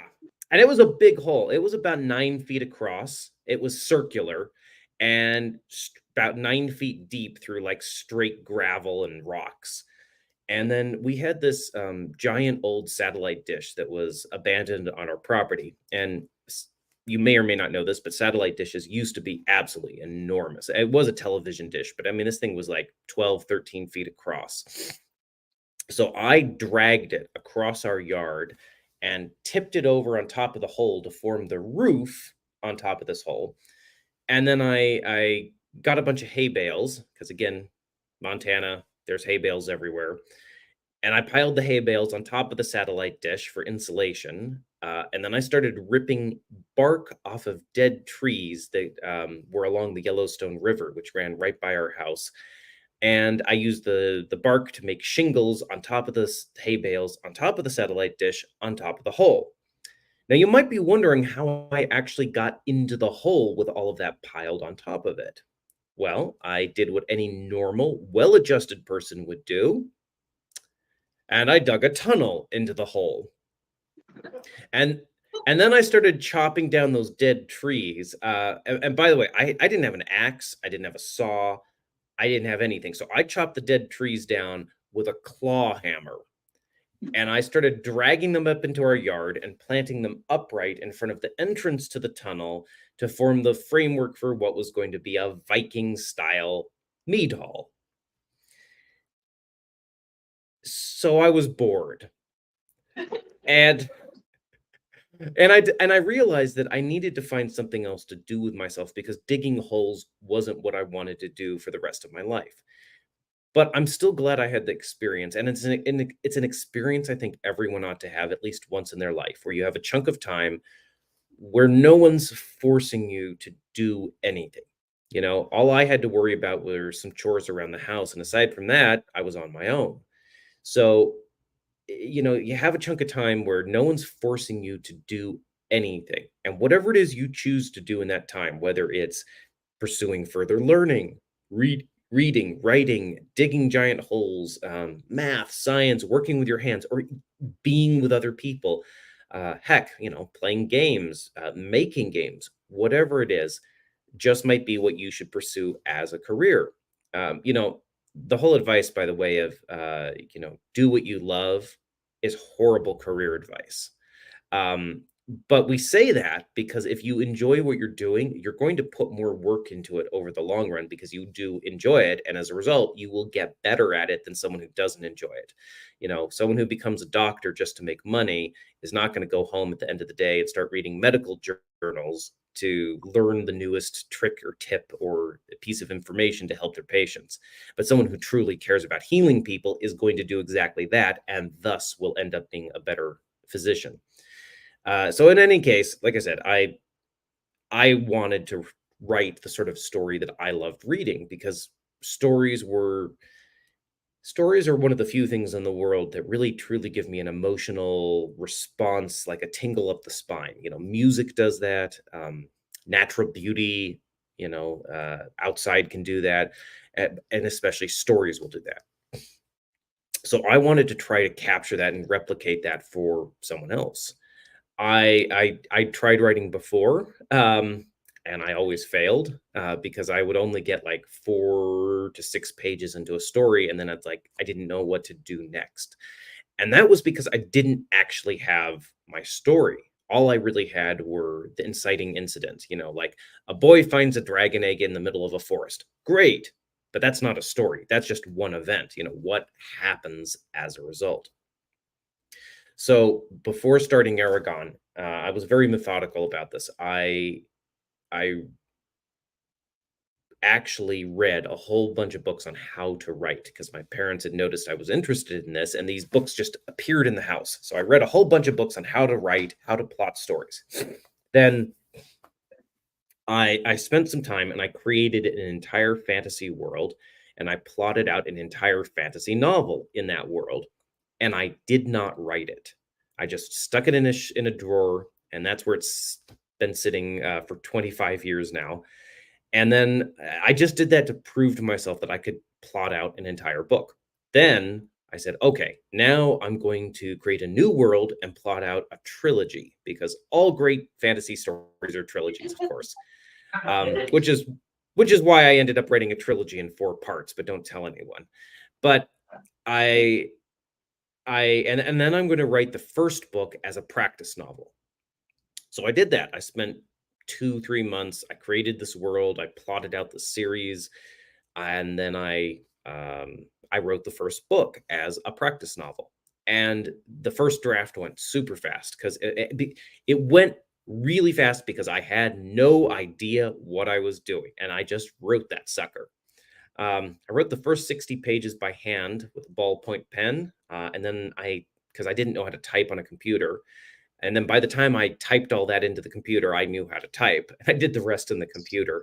But this was back in the day when, computers were fairly new. We had a Mac Classic, which only had 2 megabytes of RAM.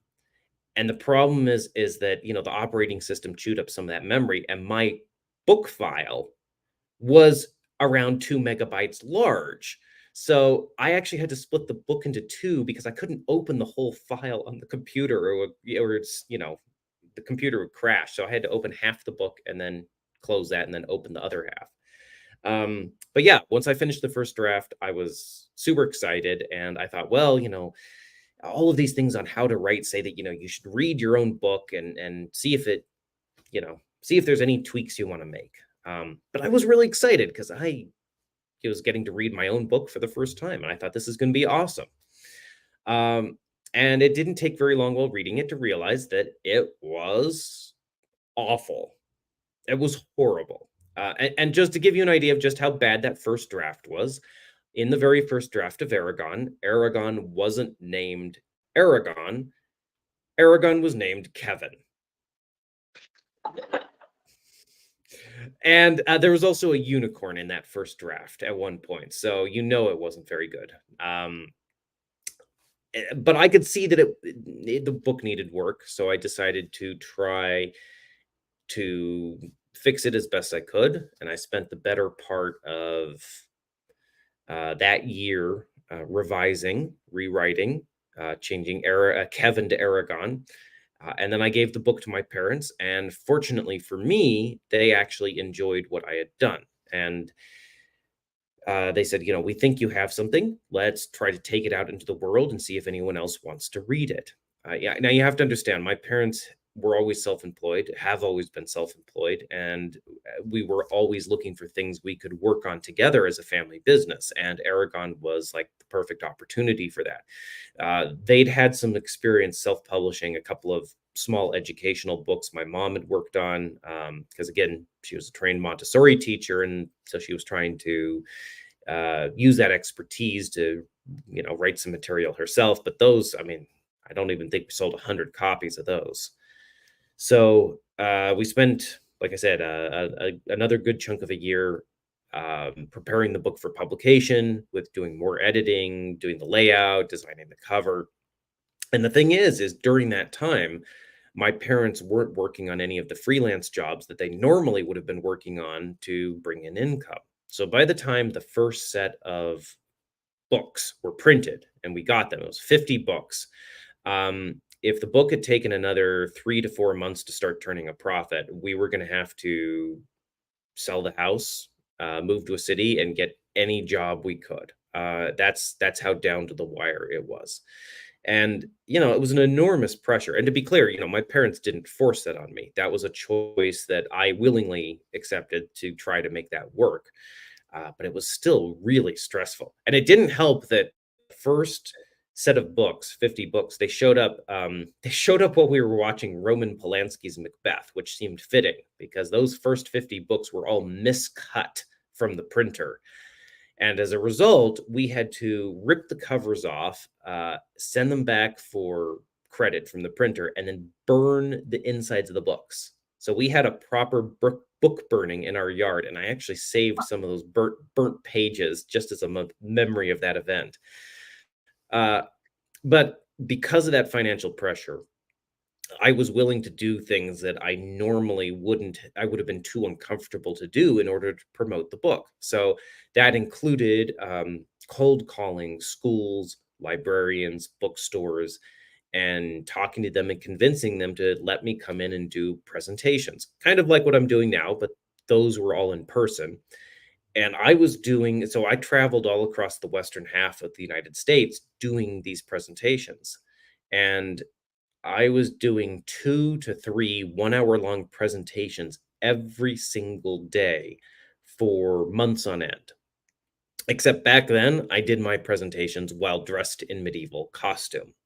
Black knee-high lace-up leather boots, billowy black pantaloons, a big black pirate belt, a billowy red swordsman shirt, and a black beret to top it off. And in fact, if you go and Google young Christopher Paolini, I'm pretty sure there's a very nerdy picture of me wearing that outfit in a bookstore. And the thing is, like, the first presentation I did was in our local high school.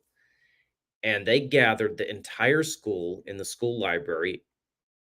And I was 17. I had never been in a public school before in my life. And I walked in dressed like that. And when I walked in from the back of the library, I heard some guy go, "Hello, Romeo," which there's a reason I don't wear that anymore. Although last year was the 20th anniversary of the hardcover publication of Aragon, so I felt that a fancy hat was in order, and that's why I've been wearing it since then. Plus, my wife likes the hat, so it works out. Anyway, so I spent again a good chunk of a year, 2022, promoting the self-published edition of Aragon, and then eventually, luckily for me, 1 second here. Sorry, had to sneeze. Eventually, another author, a guy by the name of Carl Hyacin, he wrote a young adult book called Hoot, which has been pretty popular. He also wrote the book that the movie Striptease was based on. So there you go. But he came up to Montana on vacation. He was fly fishing, and he ended up buying a copy of the self-published edition of Aragon in a local bookstore, which now that I'm older, I'm rather shocked at, because it takes a lot to get me to buy a self-published book. It's got to look really good. But he bought Aragon for his then 12-year-old son, Ryan, and Ryan liked the book so much that his dad passed it on to Random House. And it's sort of bounced around the editors there for a couple of months until my editor-to-be said, yes, I want to take a chance on this 17-year-old kid who has a fantasy trilogy. And a couple days later, a couple months later, we got an offer from Random House saying, hey, we want to publish this series. And that was pretty amazing, honestly. And then a couple of days later, we had a competing offer from Scholastic because Scholastic had seen me, their book reps, they do book fairs in the schools here in the US. And so they had seen, their book reps had seen me selling the books all across the country. And they're like, hey guys, you should pay attention to this. So we had two publishers, two offers, and eventually, of course, Random House ended up being the home for Aragon here in the States. And later that year, Aragon was published, and each book thereafter, as I've written them, and it's been a pretty crazy ride. And with each book, I've gotten to meet amazing people. Of course, with Aragon, I remember I was on tour with Aragon, and I had a young man in a school. He couldn't have been older than 13 or 14. He came up to me and he tried to sell me a lizard, because that's how he was earning. That's how he was earning lunch money. Is he was breeding little lizards and selling them as pets, which I thought was, I admired that. I remember with Eldest, the second book, I was getting ready for book tour. Actually, I was supposed to be getting ready for book tour. I was actually playing video games. I was playing this old game. I was playing this old game called Jedi Knight Academy 2. The 2 is important. Jedi Knight Academy 2, which still I think has the best lightsaber fighting mechanics of any game so far. And I was really good at it. And I was playing an online match. And in the middle of the match, someone logged in using the name Aragon. And I thought, okay, I have to fight this guy. So I went and I challenged him to a private duel, and we fought. And the horrible thing is, he was better than me. And he beat me. And across the screen, it said, "You have been killed by Aragon." I didn't need to see that. And then with Brissinger, I was on book tour, and I was in Chicago, and I was doing my presentation in a movie theater, and then I was signing afterward, and it was pretty late. It was a long signing line, and this woman came through the line, and on her arm, she was carrying a sugar glider. Not quite a mythical creature, but kind of close. For those of you who may not know, sugar gliders are kind of like flying squirrels, but they're marsupials, and they're very, very, very cute. So I looked at the woman and I said, "That's a cute animal. Do you mind if I pet him?" And she said, "Oh, sure, go right ahead. He loves strangers." So I almost don't have to finish the story, do I?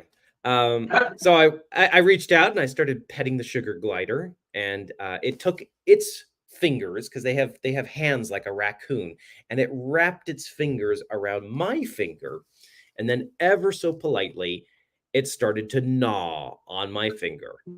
So I'm sitting there and there's blood running down my finger. I'm like, "Will you please stop your pet from trying to eat me?"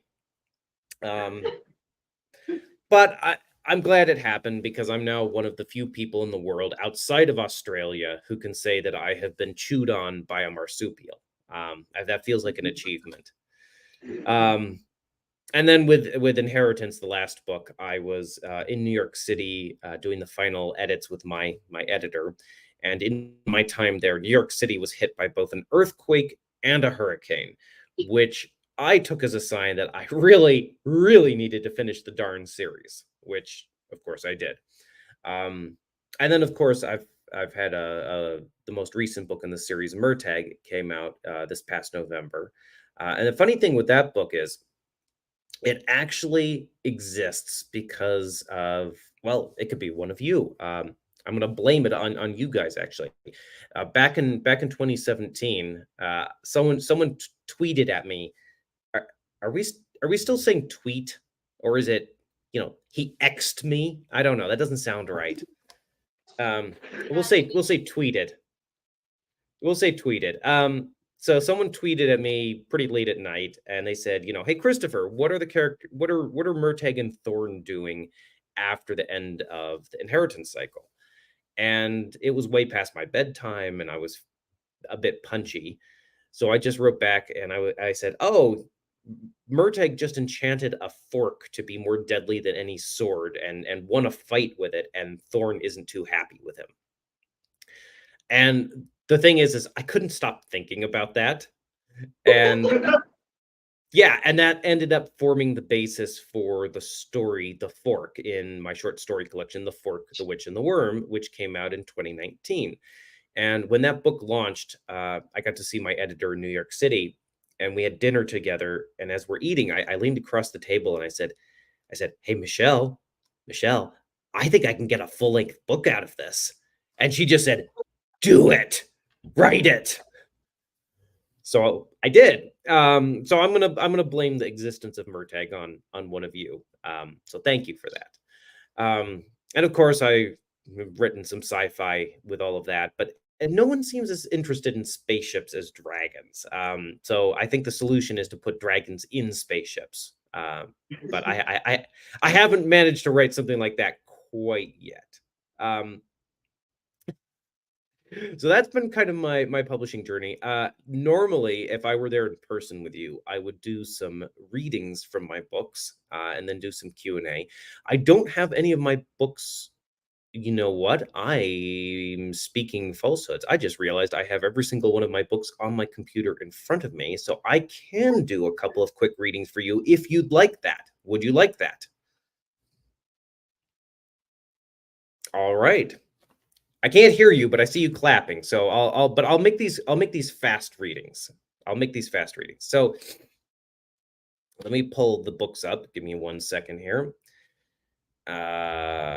I have lots and lots of files, and they're all mostly organized. We'll start with Aragon, of course. So I'm going to read you the very first line of the very first chapter of the very first book in the inheritance cycle. Wind howled through the night, carrying a scent that would change the world. Short and sweet. You may applaud, but I can't hear you. Now, oh, I heard that. Thank you. Now, one of the things I did when working on the series that you may know is I invented a couple of languages for the books. Now full caveat, you know, I am not a linguist like Tolkien was. You know, to do justice to these languages, I would have to devote as much time to creating the languages as I do to the writing itself, and I just didn't have that time or expertise. But that said, I still enjoy creating languages for my world. So the main language I created is called the Ancient Language. It is the language of magic and power. It's the language of the elves. So I'm going to read you this elvish blessing that appears in the second book, Eldest. Now, I based the language partly on Old Norse, which I thought gave it a nice sound and feel. But the problem is I have an absolutely horrendous elvish accent. And that's because in ancient language, you are supposed to roll your R's on the tip of your tongue the way you would in Spanish or Italian. And I can't do that. In fact, the only way I can roll my R's is by wiggling my uvula. That's the thing in the back of your throat. So I'm going to wiggle my uvula at you guys, and hopefully you enjoy it. Atrasterni onofelduin, Maranerlifa uninharta honor, undueverinia onovarda. There you go. Now, the ancient language isn't the only language I invented for the series. The other big one was my Dwarven language, and that one I came up with pretty much from scratch. And it's my favorite one because it's really rich and meaty, and you can just sink your teeth into it.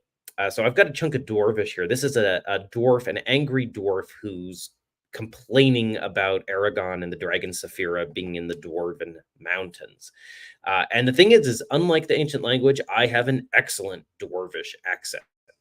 And that's because in the dwarf language, you are supposed to roll your R's by wiggling your uvula. So let the wiggling commence.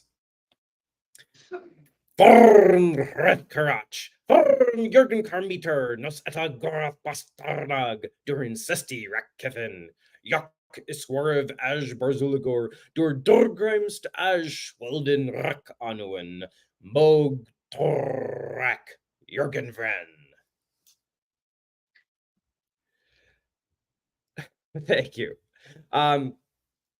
As you might imagine, the dwarves are usually a bit hoarse, and no one much likes listening to their love poems. Although I've told my agent a couple of times that if I ever lived in the world of Aragon, I would like to live with the dwarves, and I would write dwarvish opera. In fact, I once told my agent that I wanted to write an opera in dwarvish, to which he told me, go right ahead, Christopher. No one's going to read it but you. Which sadly, he's probably right. Now, Brissinger, the third book in the series, if you've seen it, is a very large book. And like most large books, it has a lot of words in it. And those words make up a whole lot of sentences. Some of those sentences are better than others. There's one involving a bombulating bumblebee that I probably should have cut. But out of the many, many sentences that make up this very, very large book, there is one in particular that is my absolute favorite. And it's my favorite. Well, it's my favorite because not to put too fine a point on it, but I just think it's really well written. I think it has a lot of literary merit. And I feel like when I wrote this sentence, I leveled up as an author. So I'm going to read you my absolutely favorite sentence from Brissinger, and hopefully you enjoy it as much as I do. Here goes. Die, puny human! Look, what's the point of writing epic fantasy if you can't write lines like, die, puny human, every once in 1,000 pages? No point whatsoever. And then, okay, for inheritance, I'm going to read you the very first sentence of the very first chapter of the very last book in the inheritance cycle. And that goes, the dragon Saphira roared, and the soldiers before her quailed. Of course, every time I read that, I think that the soldiers turned into quails, but that's just me. So, yeah, and that's kind of takes us through the inheritance cycle. I do have a longer reading I could do from Murtagh, but I'm not quite sure how well it would go through virtually. So I have been up here yammering away for quite a while. We still have a bit of time. I would love to take some questions from you if I can manage to hear your questions. So if you have any, hold up your hand and let's see if we can make this work.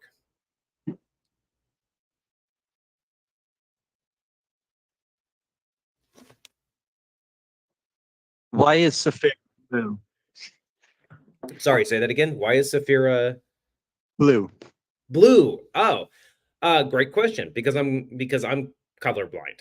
I am red-green colorblind, and blue is I see both red and green, but I see less of them than someone with normal color vision. And so if you've read the books, the way that I described dragon vision is how I see the world. And blue is the most vibrant color I tend to see. And thus, Saphira is blue. However, I've been told that the blue that I think Saphira is actually purple for someone with normal color vision. So I see purple as the most amazing blue. So she is a purple dragon, but I say she's blue.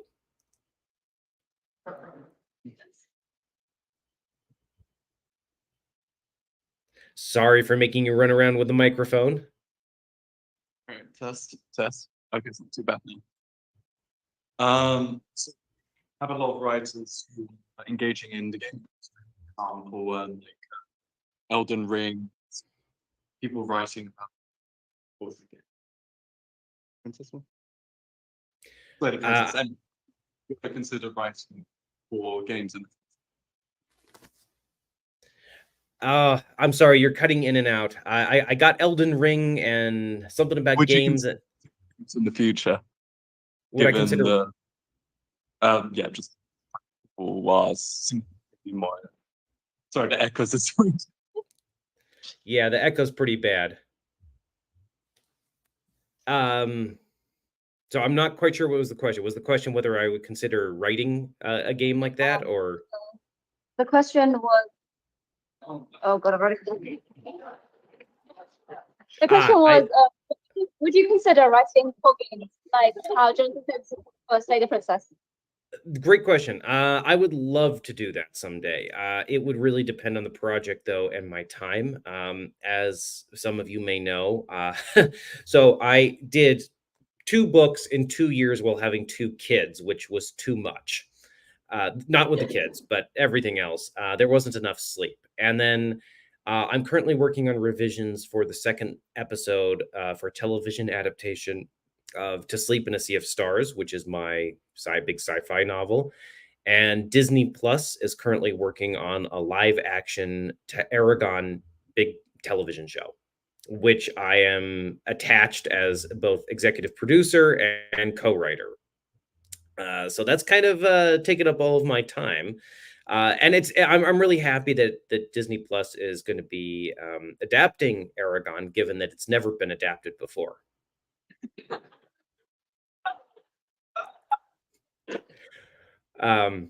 To be fair, when the movie that doesn't exist was not being made, they invited me out to the filming in Budapest. But I was on book tour at the time, so I couldn't do that. But they offered me a cameo, and I asked, and they agreed that I could appear in the final battle as an Urgle, as the shortest Urgle ever, and that I could have my head chopped off on screen by Aragon. So that never happened, but maybe that'll get to happen with the television show. All right, let's try another question. It's horrendous echoes, but great questions.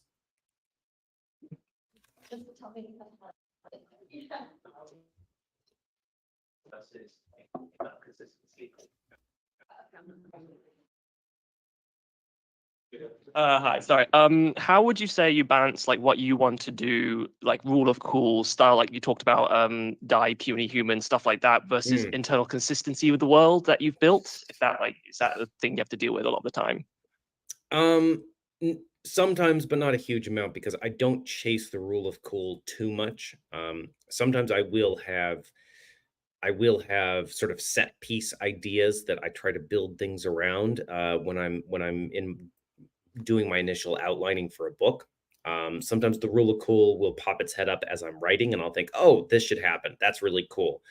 But for the most part, and especially as I get older, I really, really try to stick to what is right for the characters and not let the rule of cool dictate things. But it is a balancing act, because writing, storytelling is at its heart, the goal is to entertain your audience. I mean, there are other goals as well, such as being thought-provoking and moving and meaningful, but a lot of it is also entertainment. And so, sometimes it is worth having a set piece. But I really do care about internal consistency a great deal, and I always try to make sure that whatever happens fits with both who the characters are and the rules of the world itself. So, great question.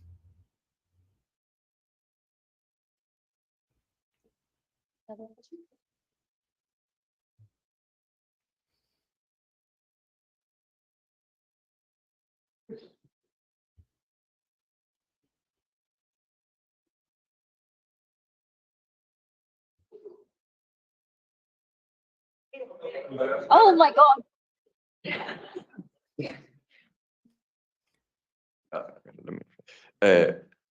Given your history with adaptations of your work and what you just mentioned, I guess what's your current opinion on, since especially like recently the Wheel of Time adaptation has been heavily criticized, of a Hollywood studios a relationship with creators and how they treat fantasy authors when it comes to the creative process of adaptation?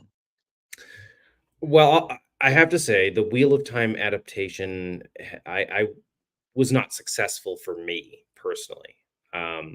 But Robert Jordan is also not alive. He was not there to participate in that adaptation. And there's a lot of difficulties with adaptation that apply to any project, not just sci-fi fantasy. One of them is that when you write a story, you go through this entire chain of thought that allows you to build the plot and the world and the characters. And you explore a lot of avenues that don't work. And, as a result, you end up creating whatever it is you create. And you have a whole list of reasons for why you create what you did create. When someone comes in to adapt your work, they haven't gone through that whole chain of thought. They're starting from the outside working in instead of starting from the inside working out.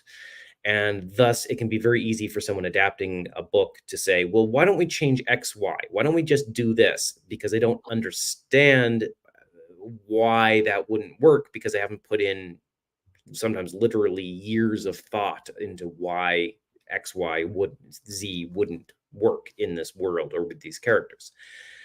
So adaptation is difficult at best. Fantasy, I think, is the hardest genre along with comedy in order to do successfully, because if it's fantasy set in a fictitious world, you need to create the feeling in your audience that this is a different world. So accents need to be different. The costumes need to be appropriate. It needs to feel real, while also perhaps magical and mythical if you're going for a Tolkien-esque feel. Game of Thrones was successful because it was fairly realistic, and they stuck with that for the most part. The Rings of Power is a completely different approach. They went for the mythic epic feel in a way that Game of Thrones really didn't. So it's difficult, and some adaptations are more successful than others. I'm currently watching the Percy Jackson show, which the main producer for Bert Salke for Percy Jackson is also going to be as he's the producer on the Aragon show. And Rick Riordan has been very, very deeply involved with that adaptation. And my understanding is that it's very close to the books, and it's been very successful so far. So, and then of course there are film examples of like Twilight and Hunger Games and Harry Potter, which stuck to the books fairly closely and thus had quite a bit of success with the audience. Hopefully that's the model for Aragon, and that's part of why I'm going to be co-writing, is to make sure that the person I'm working with understands who the characters are, what's important to them, what's important to the world, and even if some things have to change in order to best present the story in a different medium, which is television, that feeling and that core of meaning is maintained. But it is a major challenge. Great question.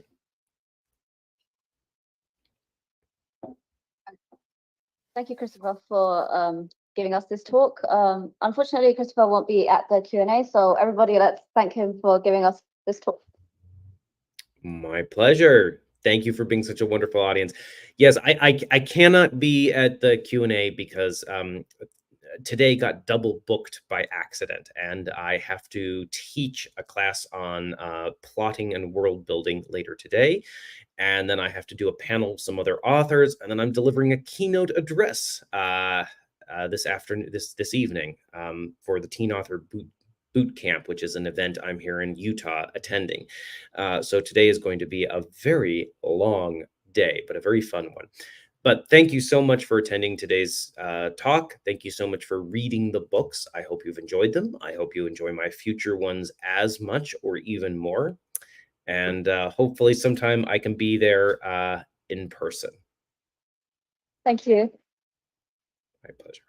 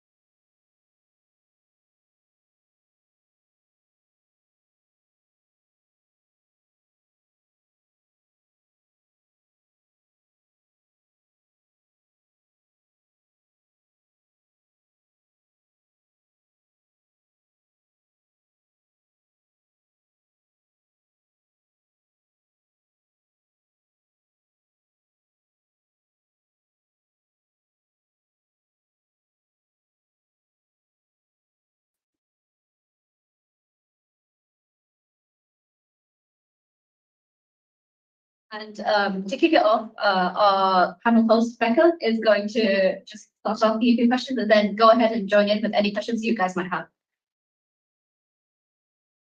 Thanks, Ria, and thank you for organizing. I think, guys, like, give her a round of applause for just organizing.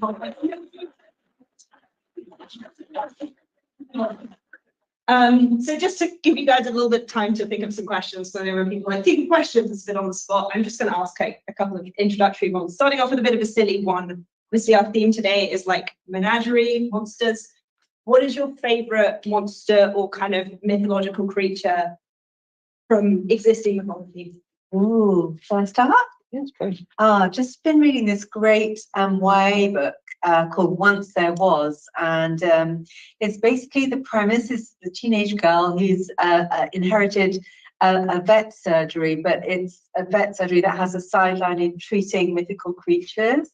And of course, there's all sorts of other twists, but basically she ends up having to treat a manticore. So I think a manticore is my new favorite. Yeah. I'm a big fan of Manticore.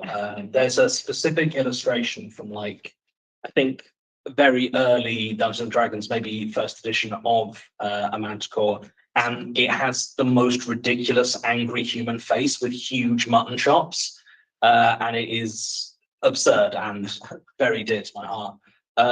Personally, I'm a big fan of colossal sea creatures. So your krakens, your colossal nautiloids, anything that's sort of reaching up from the depths, really, really appeals to me. I always forget the name of the artist, but there's a painting of this tiny sailing ship right at the top of the painting, and then just this black abyss underneath with this tentacle that dwarfs the ship reaching up for it. And it's one of my favorite pictures. So yeah, your big sea beasties probably for me. Do we have any audience questions? In fact, I'll keep asking questions. When someone comes up with a question, just put your hand up and then we'll. We could have a Kraken versus Manticore vote, you know, if we run out of things to do. A few more questions. So I wanted to kind of ask if you're looking at like mythology, but also other cultural inspirations. Well, to start off, what are some cultural inspirations behind your work? I know you kind of mentioned a few specific books and films and things, and cultural points for Gita that inspired you, but also like, yeah, just more broadly, what are some cultural inspirations and how do you go adapting those to then become your work? So for me, I think a lot of my work is rooted in sort of the very old and the very new in terms of horror. So I'm a big fan of your classic old stories, your M.R. James, Algernon Blackwood, that whole contingent, and a lot of the sort of the older English folklore that sort of goes into it, you know, your Black Shucks and such. But I'm also really fascinated with the modern emergence of different storytelling conventions in sort of the internet age. Things like creepypasta or YouTube unfiction are really interesting and compelling to me. So I really like trying to sort of marry that slightly older sensibility with a lot of the newer visceral forms of horror that come out. Yeah, so I guess because although I was born in the UK, I come from sort of an Indian heritage. I'm really constantly amazed by kind of how deep and rich that kind of cultural inheritance is and how much mythology there is to dig out, excavate, and use for your own purposes. So my current slight obsession is with the underworld and various gods of the underworld.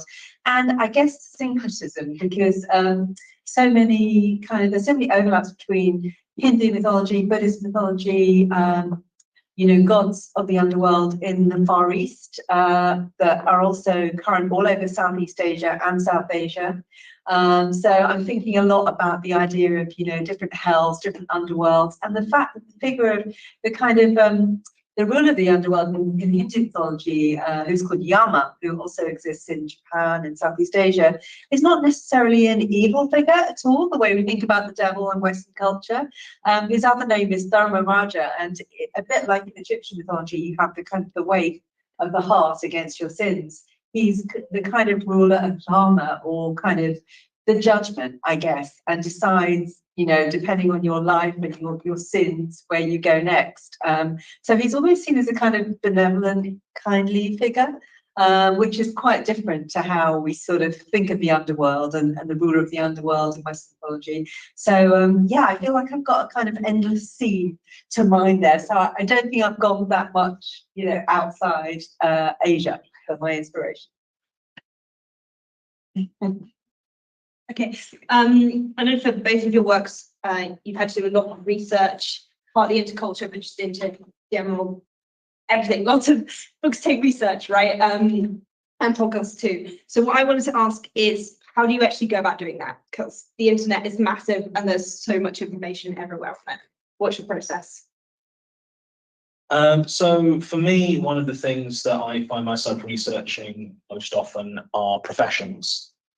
Because a lot of my work will have a lot of different characters, and I am very keen to situate them in the world. And, you know, jobs really interest me. And so, like, I will often start by scouring the internet, looking for sort of kind of detailed personal accounts of what it is like day to day to be you know, a salvager, for instance, or a jeep driver, or any of sort of 100 professions. I think a lot of it comes from the first sort of 10 years of my career. I spent working an incredibly boring, repetitive, pointless office job. And a friend of mine once said that they loved listening to the Magna Startups because everyone loved their job so much unless they worked in an office. And a lot of it was just because I really enjoyed getting deep into that research of, like, well, what is the day-to-day life for a garbage man? Because, and just that window into a different world and a different life.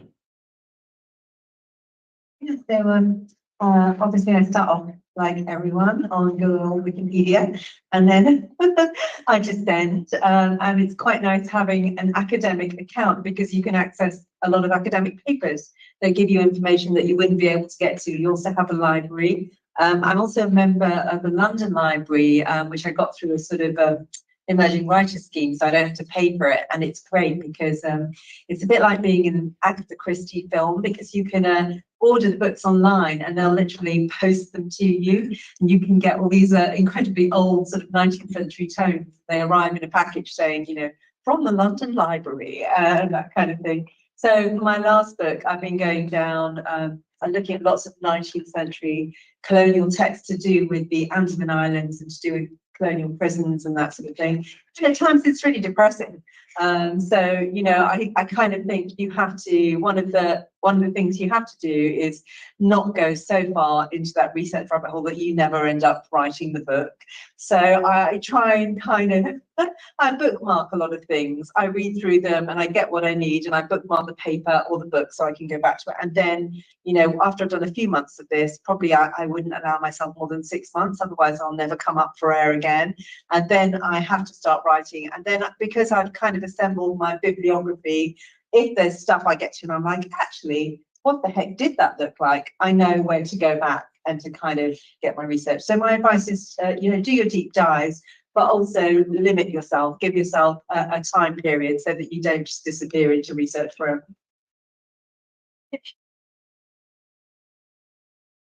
Have an audience question, ask us anything, as they say on Reddit.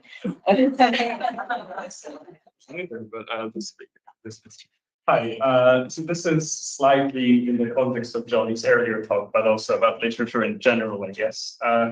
We've talked a lot, well, you've talked a lot about how to make a monster, but a thing that's curious to me is how you defeat a monster in a satisfying way. How do you give them either a weakness or, like your protagonist, some way to defeat them without making the monster not powerful in the process? Well, this is obviously a lot of this comes down to what in your story do you want from your monster, because you need to a certain degree to accept that if you're going to have your monster defeated, then that will, to a certain degree, rob them of their power, and that's something you will need to consider if you want to reuse them. The obvious example that you reach for is, Alien versus Aliens, with Alien being this terrifying movie where this unstoppable thing is, loose on the Nostromo, whereas Aliens, the alien from Alien has been defeated. So we know that it is mortal, we know that it is very much stoppable, so it then becomes much more of a horror action, much more of a sort of classic military sci-fi, where it is about these Marines being overwhelmed by the monster. And the monster is still scary, the monster is still powerful, but its context needs to be changed because it is no longer this unknowable other. So often if you create rules and weaknesses for your monster, then you have to accept that once those rules and weaknesses are revealed, that is going to slightly undercut your monster for future use. It's often very important if a story to have a satisfying conclusion, but it is something you need to bear in mind. It often works better in sort of standalone works. Like, I'm much more comfortable in like a novel giving a monster a weakness or a way to be defeated, something nice and thematic, because I'm probably not bringing them back in some other work because it's a standalone thing. Whereas in a much longer form thing, I've got to give a lot of thought to, like, are they defeated? If so, when? And the when is often more important than the how. And as a non-monster expert, I'm just going to, my students are going to be really bored of me saying this, but Chekhov's gun. So I'm a great believer in, you actually show your hand from the beginning. One of my other favourite children's writers is Joan Aiken, whose alternate history series is that wolves are still current in England. And you know that the baddie is going to get eaten by a wolf. It happens in every book, but you don't know quite how and when and why she's going to engineer this to happen. And it's still always interesting and fun. So I wouldn't, worry about kind of what the fatal flaw is so much as how cleverly you kind of employ that in your plot. Actually, have a question kind of for me about role-play games, because I know myself and a lot of people in this room probably play D&D or equivalent, which is very relevant to world building because you have to set it in a world, but also to monsters because the whole book of monsters. And so I think kind of how would you apply what you talked about earlier to kind of this collaborative storytelling setting, also like creating a world or creating a monster where other people are going to interact with it, and that can change the very nature of it. Yeah, how do you still keep the monster scary in the world's their experience with role-playing games? Over to you. So from a world building point of view, if you're not using an existing setting, and obviously there are loads of really, really good compelling role-playing games and role-playing settings out there. I think if you're creating your own from scratch, there are a bunch of games that have really good sort of rules and guidelines for doing it within them. Fate, for instance, is a system that has a whole bit of like collaborative world building at the start.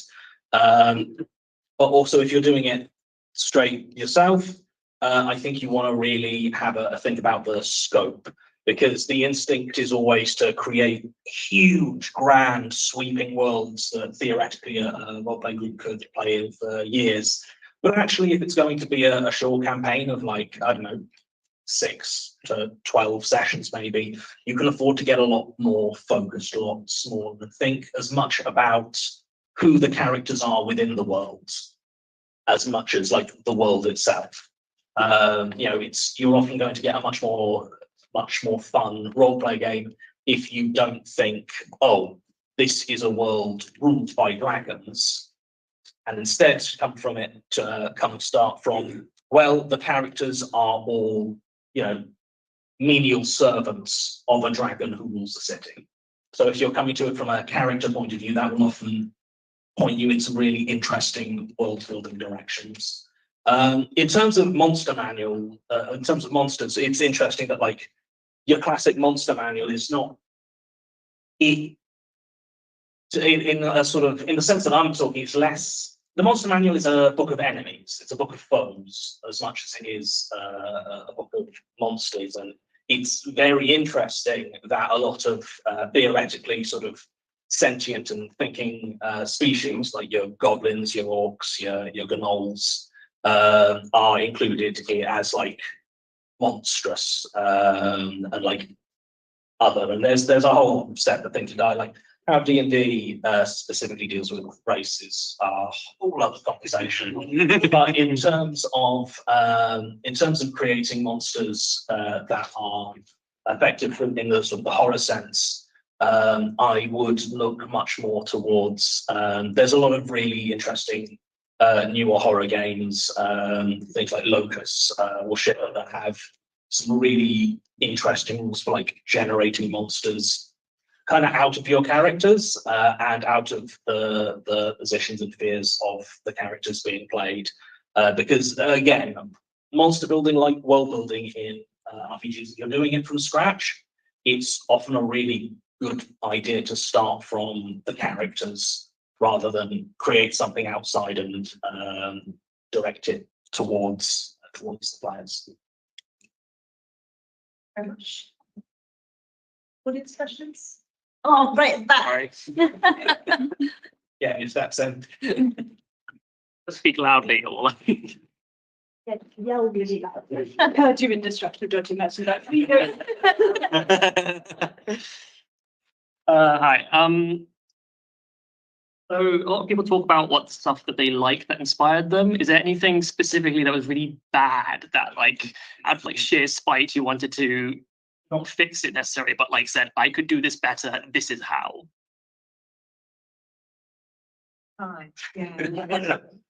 I mean, I guess so the story I've got coming out this summer is, this is going to sound really sort of faffy and academic, but I did an MA in creative writing, and one of the modules I studied was children's literature. And one of the things we looked at was a kind of genre of sort of adventure fiction, which was very prevalent in the early 20th century. And there's this man called G.A. Henty who wrote kind of, acres and acres of stuff. He's not much read these days, but it was all very, boys own, and it was all about the kind of, strapping servants of empire, kind of, like Kipling, but bad. Kipling's actually a good writer.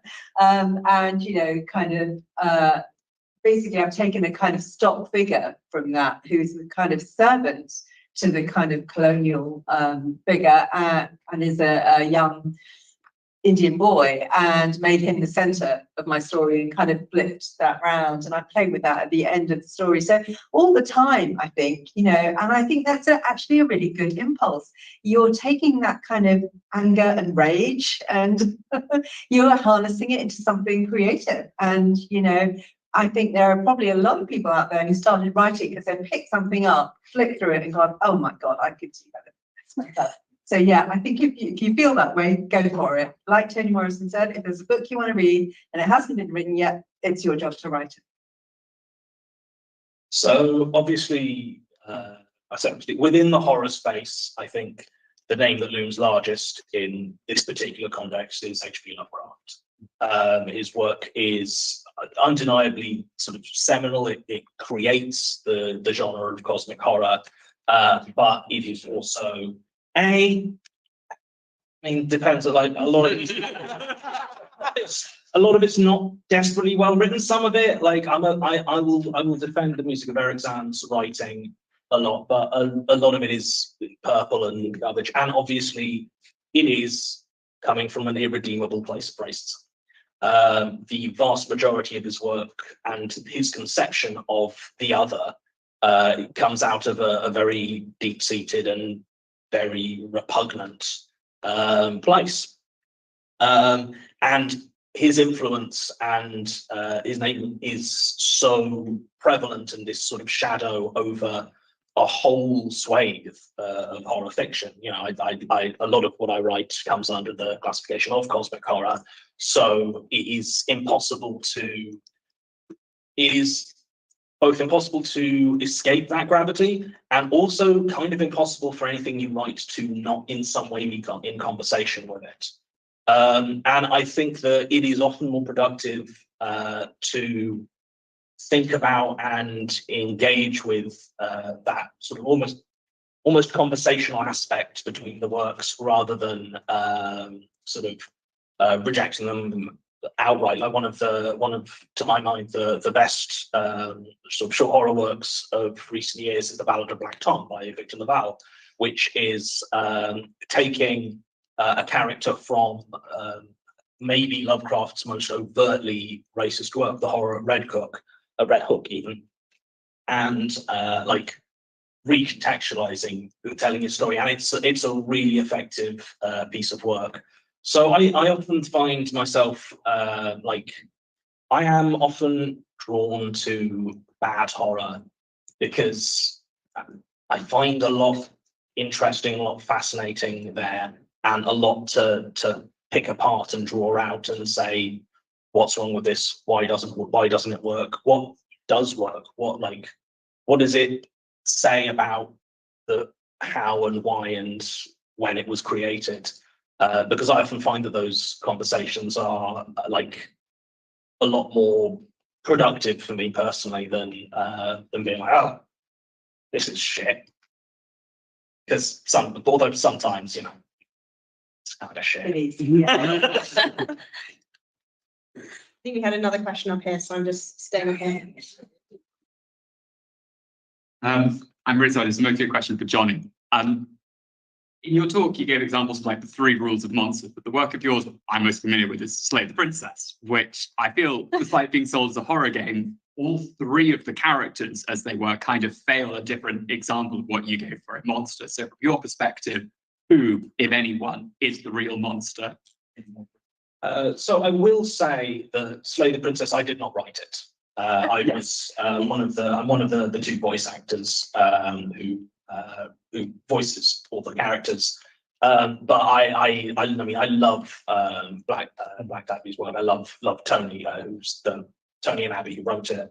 I absolutely love their work, and I think that one of the things that's really, really interesting about Slay the Princess is very much engaging with this idea of the monstrous, like the monstrosity as transformative, and the question of like who in this situation is the monster is one that is constantly being revised and changed and challenged.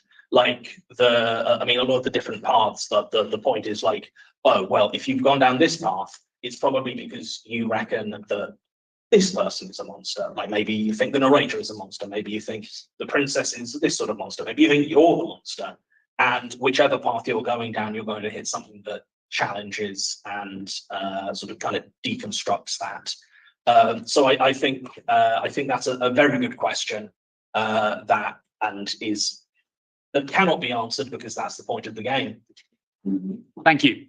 I'll just add that we were talking earlier about a fantastic paper, which I think you can probably sneakily get a PDF of online. It's called Monster Culture, 7 Theses.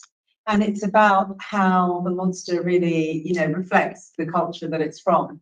The monster really is a mirror to the society that creates the monster. So that's one I definitely recommend. Thank you. Are there any questions up here? Question? Oh, what? Bit of a generic question, but what's the hardest scene that you had to write and why?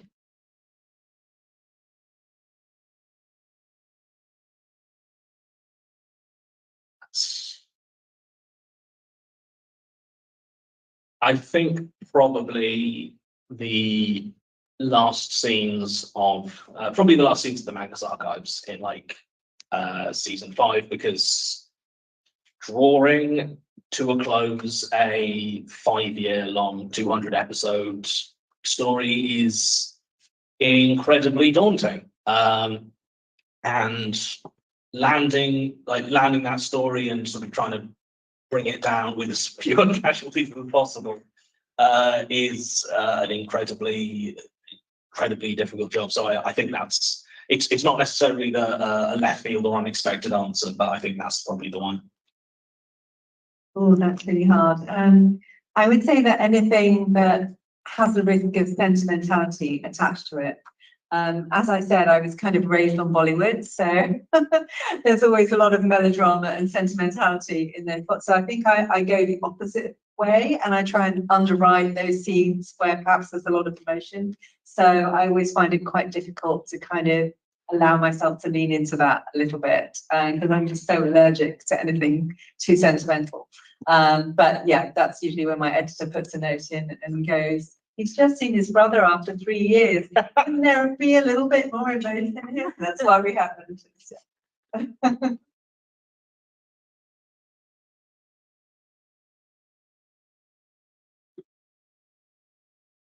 So That's all right. I had a question and then I forgot it in 5 seconds. When it comes to the sort of internet culture, not just from a the internet existing as a place for sharing information, but the fandoms that come from it, could you give both of you one positive you think thing and one negative thing from the sort of it's changed a lot of, I think, fandoms, stuff like, I don't know, being able to share interests on Twitter or talk to authors or that a lot more. Could you give a good thing and a bad thing that you think has been caused by that? That's one I think. I mean, honestly, they're kind of both the same answer, which is fandom's fucking weird, mate. It is incredible. I mean, it always has been. You look right back to your earliest fandoms, and where you draw a cutoff there, whether you're like, oh, Star Trek was the first real fan, or whether you go further back and sort of broaden out the idea of what fandom is. But the idea of people who engage with a work of art in very deeply and find each other and kind of amplify that enjoyment and which bits they like, which bits they don't, and that sort of almost recursive building nature of it has definitely been accelerated and in some ways made much louder by the internet. But I don't think it's fundamentally changed. I think it's always been really weird, but really weird in ways that are, as a creator, very compelling, very lovely. It's really lovely to see people engaging with your work in really intense ways and ways that they often you'll get people sort of messaging you and saying, oh, it's really important to me in this way, or oh, I had this effect on my life. And it's it didn't actually, you did. It just, it just happens to be what you were enjoying when you had this experience, and life is complicated and messy.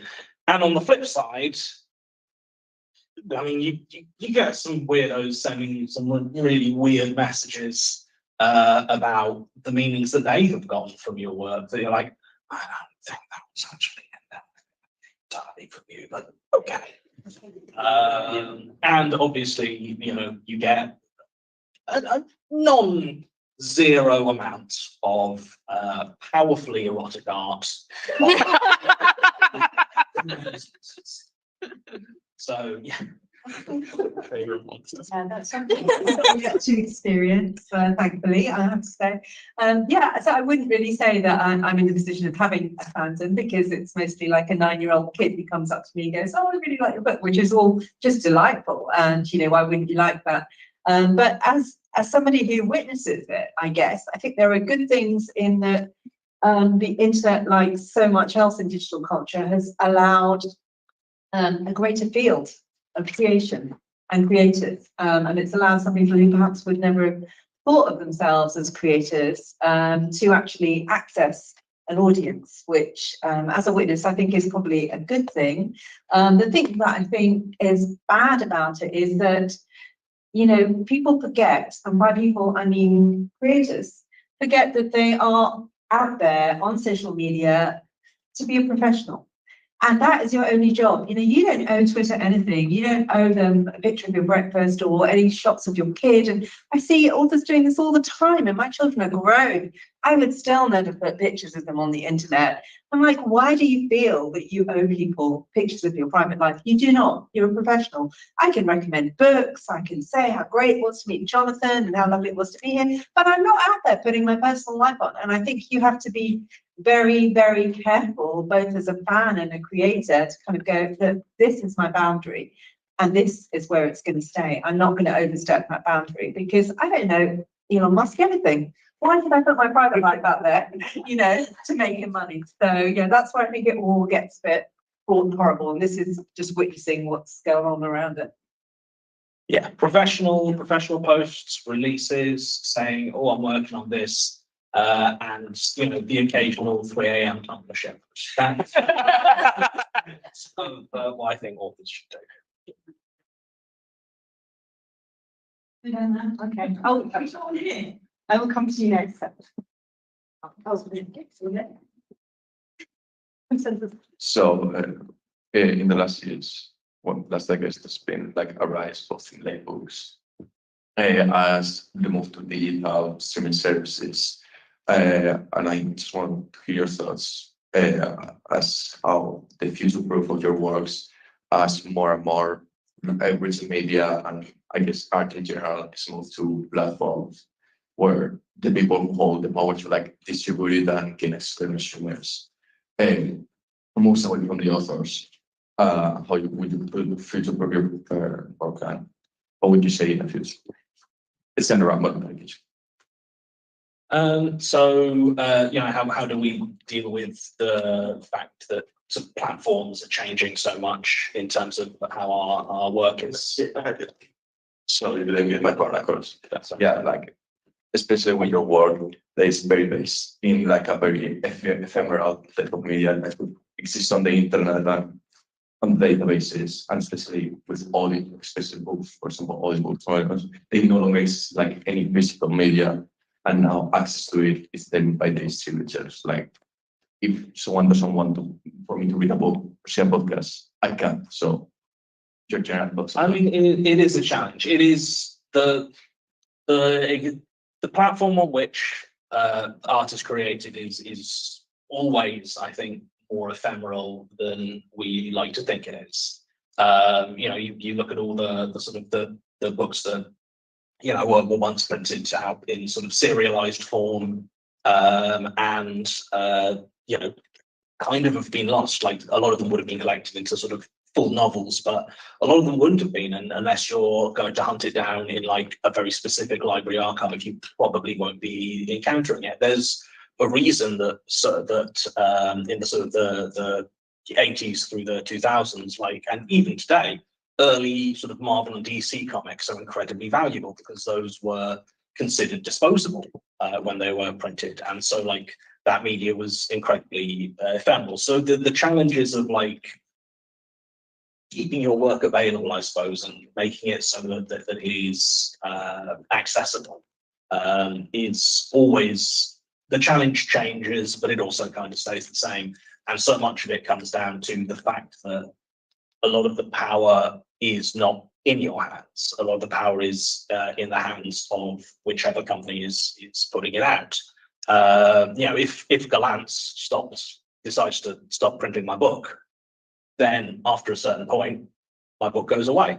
If you know Rusty Quill decides to take down all the Magnus archives, it goes away, and it goes there way quicker. Like I think online spaces do make things a little bit easier for publishers for stuff to simply vanish. But I think that the challenge to archiving things online is a much bigger challenge than just for sort of authors and writers. And I think it's something that a lot of people are doing a lot of really good work on at the moment. But it's makes me nervous to think that everything I write could just vanish. And I think we all know now that we once thought that digital archives were forever. Absolutely. But that's absolutely not true. So the same with film and early radio and books and paper. It's all ephemeral. And I think you just have to accept that, and without getting too kind of hearts and minds about it. I think I have a real advantage in that I kind of get them while they're young. And sometimes there's books that you read when you're very young. I mean, how often have you had that experience where you kind of half remember a book when you're young and you don't remember everything about it? But that book has gone into your mind and it's helped to make you what you are. So even if nothing tangible or physical remains, you have that effect on a young reader, which is, you know, where I think posterity lies for me anyway. I don't have questions that anything else will be left behind.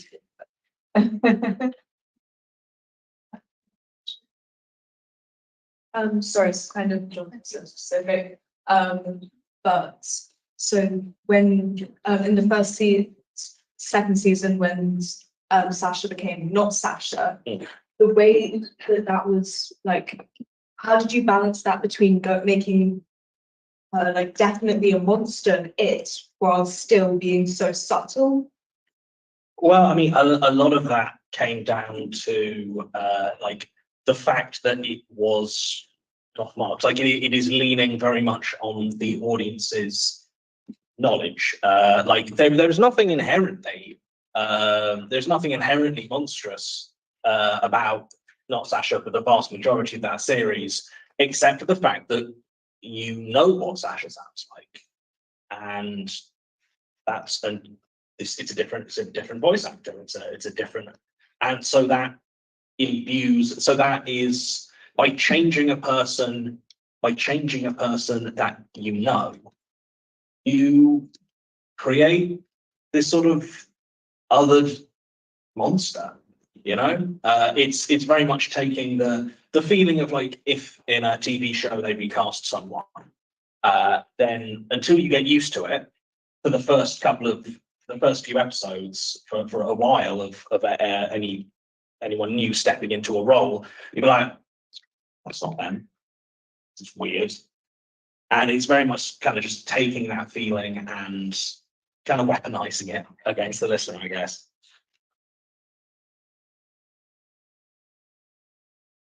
So, as professionals of your respect, what are some trends that you were starting to see? Which ones of these interest you the most? What's the language? Yeah, I mean, not to sound too doom and gloom about it, but there are some not great trends going on in children's books, and I think generally in entertainment and media, with what we talked about, you know, the convergence of digital media, the thing about, you know, you don't just have to have a book, you have to have a brand, and you have to have, you know, a film deal, and you have to have this. I kind of feel a little bit nostalgic for the old days when, you know, books were just allowed to be books, not allowed to be big commercial properties. Having said that, I wonder if at some point, perhaps your generation or the next generation to come will have what we've seen perhaps with vinyl records, a kind of nostalgic return to the love of kind of books, paper media and that kind of thing for its own sake. Maybe we'll see a return to, because, you know, not on the internet, we know now nothing is private. Everything is being watched by somebody, you know, at some level. Maybe we'll see a return to kind of things which we have already seen, I think, in some cases, handmade zines, paper distribution, you know, stuff that, you know, nobody else apart from the people you hand this material to will ever see it.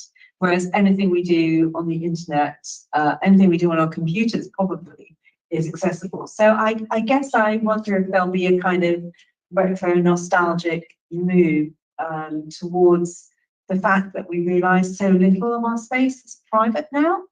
And that's kind of what I would like to see. But then I write historical fantasy. So, you know, I'm one of my students used this term in their story the other day, and none of that class are here. So I can say I'm an analog girl. Yeah, like on I think we are reaching a stage where like I would even potentially say that it is starting to go beyond the sort of the purely nostalgic, because I think that you are never going to be able to get more convenient than the internet and than digital forms, but digital forms are also almost never the best way to experience something, because experiencing something like physical media feels nicer. It's one of the reasons I think that people are returning to vinyl rather than CD or mini disc or cassette tape. It's because vinyl of all the formats is the one that has the best actual sound. So I think that it is the sort of thing where like you will now get kind of like a vinyl ecosystem existing alongside of streaming, because for most people who just want the convenience, streaming and digital will never be beaten. But for people who want the physical experience, who want the sort of like the quality is paramount, tends to default to vinyl. And I think it's going to be similar to books. It's very hard to beat the pure convenience of a digital copy, but at the same time, you can't. It doesn't feel good compared to like flicking through like a paper book.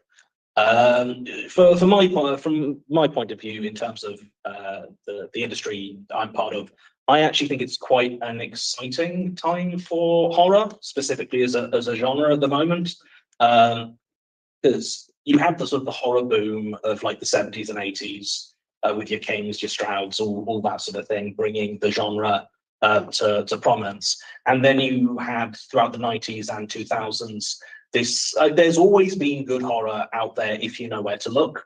But throughout the 90s and 2000s, it was considered very much kind of a fenced-off genre, like, if reliable, but you didn't get breakout hits in the horror genre, really. It was, oh yeah, the horror sickos will buy all the horror stuff and make a decent amount of money, but it's not an exciting or growing genre.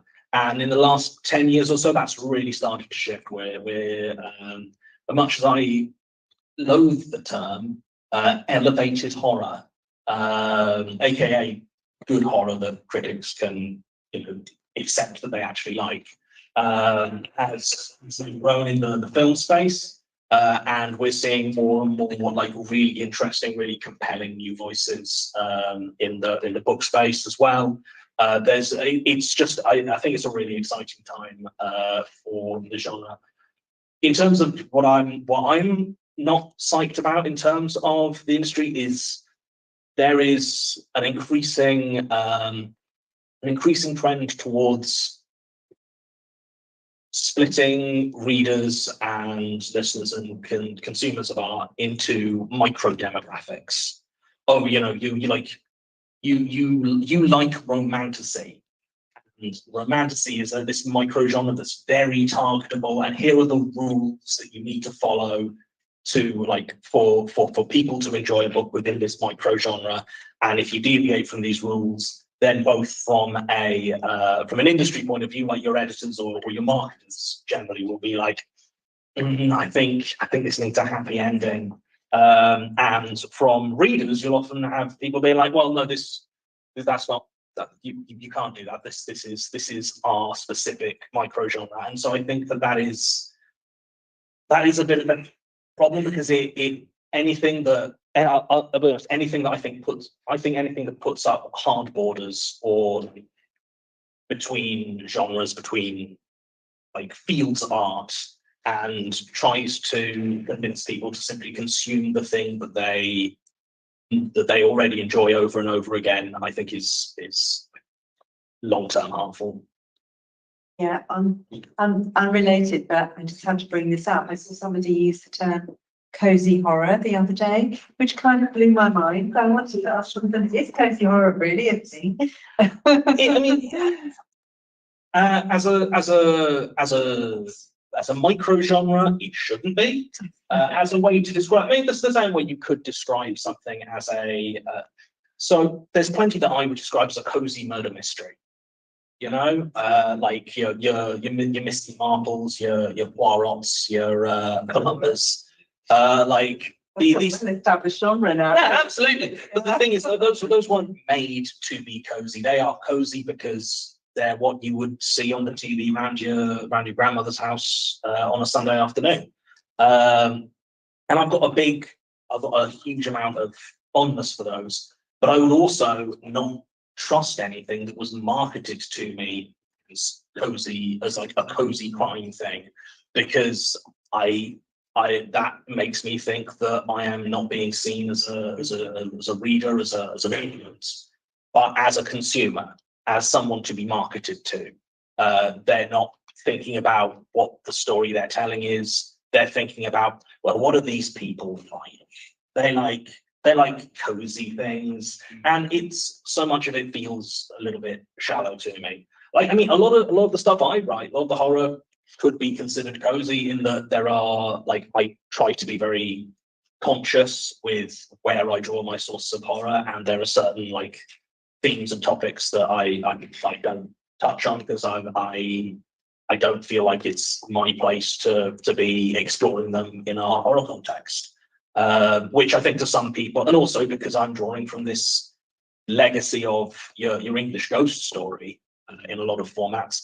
That's something that a lot of people find very cozy, and like I don't not lean into that in certain cases. Like I do some streaming, and on Christmas Eve I will do a stream reading old M.R. James ghost stories because that is Christmas. That's a cozy ghost story. M.R. James wasn't writing them as cozy ghost stories. They are cozy because of the context and because of how they have changed over the years. So. Yeah, I think that it is absolutely fine for horror to be cozy. Not going to trust anything that's marketed to me as such. Thank you very much. Sorry, a little bit of a rant there.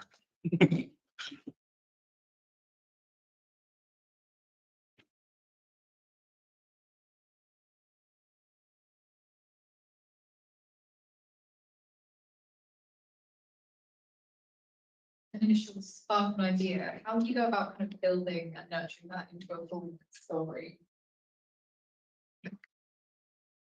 Yeah, I mean, I think we all have ideas all the time, and creativity is everywhere. I've had two schools of thought on this. One is don't write it down because if it's a good idea, it will stay in your mind. The other school of thought is to write everything down because you never know when that little spark of inspiration will, usually what will happen it will come up against something else, and the two or three ideas together will make you think that you've got enough.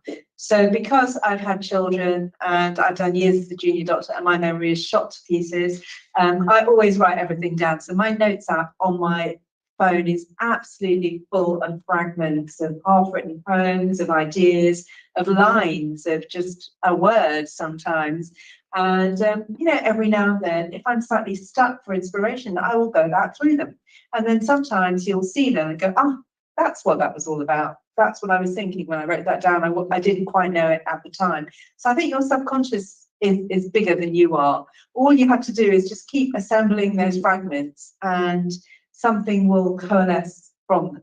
The other really important thing, sorry, Daniel, I'm looking at you, is deadlines. A lot of the students that come to my creative writing class will come up to me at the end of term and they'll go, I had all these ideas and I never got them down. It was just the threat of having to write the story by the deadline and submit it to a whole workshop full of 20 people reading your story that made me actually get it down. And now that I've done it, I realized that it wasn't that hard. So sometimes, just giving yourself a deadline. I'm really pro entering competitions because you may not win. The chances are small. Thousands of people enter these things. But you know what it does? It makes you finish the story and it makes you press that send button. So I'm very, very pro entering everything you can just to make yourself write something. You haven't lost out. You've got a story at the end of it, even if you didn't win the competition. So I would set deadlines, keep every little scrap of an idea you've ever had. One day, you'll realize what it was all about. So for me, it's rare that I work without some sort of collaborator. Be that a band for a stage show, or Alex, the director of Magnus, or like various editors have done. There's very little that will completely paralyze me as quickly as the phrase, "Hey, write whatever you want." There's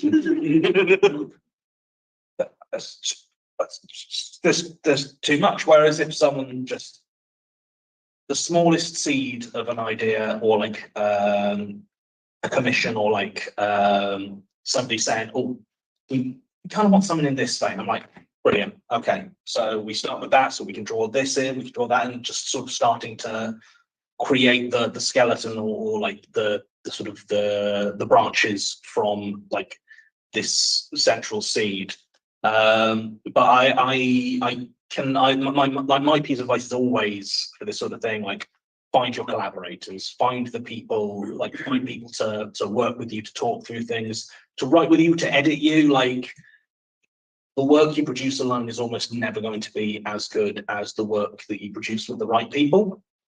And finding those people, and even if it's a very solitary sort of writing short stories or writing novels, finding a group of people all doing that can support each other, that can like drag you on, that you are to a certain degree responsible to. I mean, similar to deadlines, and yeah, deadlines also very scary in a really useful way. And like making yourself responsible both to deadlines and to other people is a really good way to like get yourself writing things. And the most important thing is, as you were saying, is just to have written the thing. The paralyzing urge to try and make everything perfect is your enemy. It's always better to have something done and decent than perfect and forever in the drafts. Yeah, absolutely. The only other thing I was going to say is that there are loads of online writing communities now. There's one that I was a member of for a while, but I'm currently not doing it. But basically, you can just log on for free, and you're on a Zoom call with like 500 people all over the world, and they're all writing, and they do it for like an hour a day, sometimes in 3 different time zones. And if you're really struggling with writing it down, just make yourself sit there, because you'll just look like a fool staring at the Zoom screen with all these people busily writing. So that kind of thing. Or if you have a writers group, making yourself accountable, meeting up at a cafe, or just doing it online once a week and going, right, we're going to write for 2 hours, and you'll find that you will.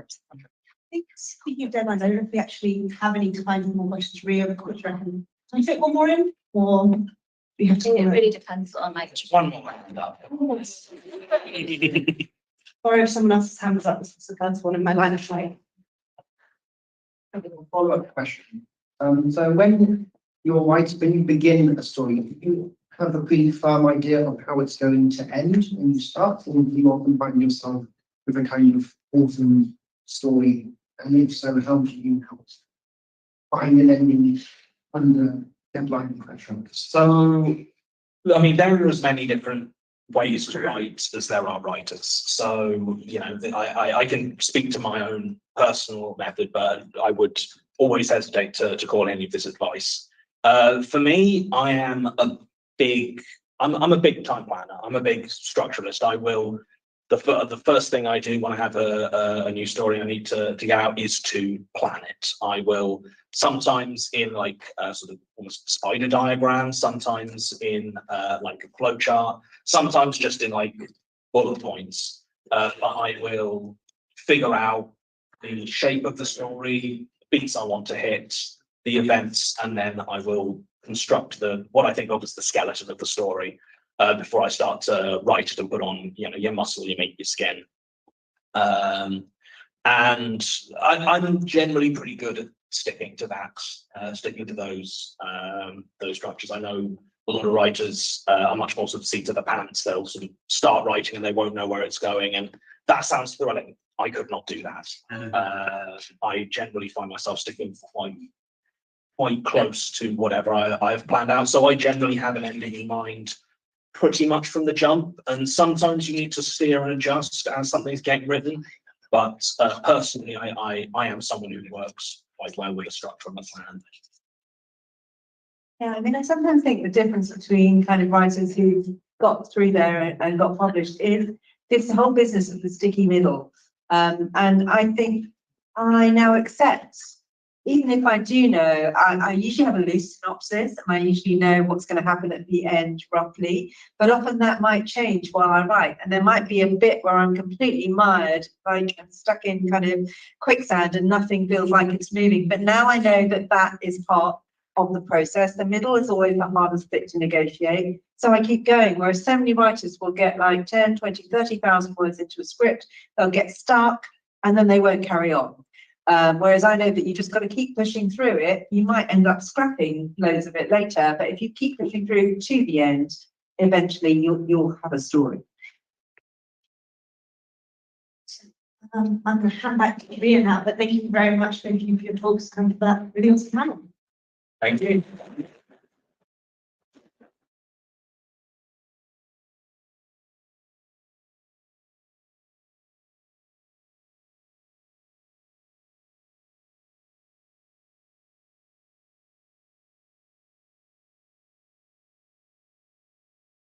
So thank you once again to Jonathan and Lucy for being our guests on at Picocon. I think that's about it for the speaking portion. After this, we'll be doing some fun and games, things like turkey talks and things like that. So yeah, feel free to relax for now. I am going to relax for sure.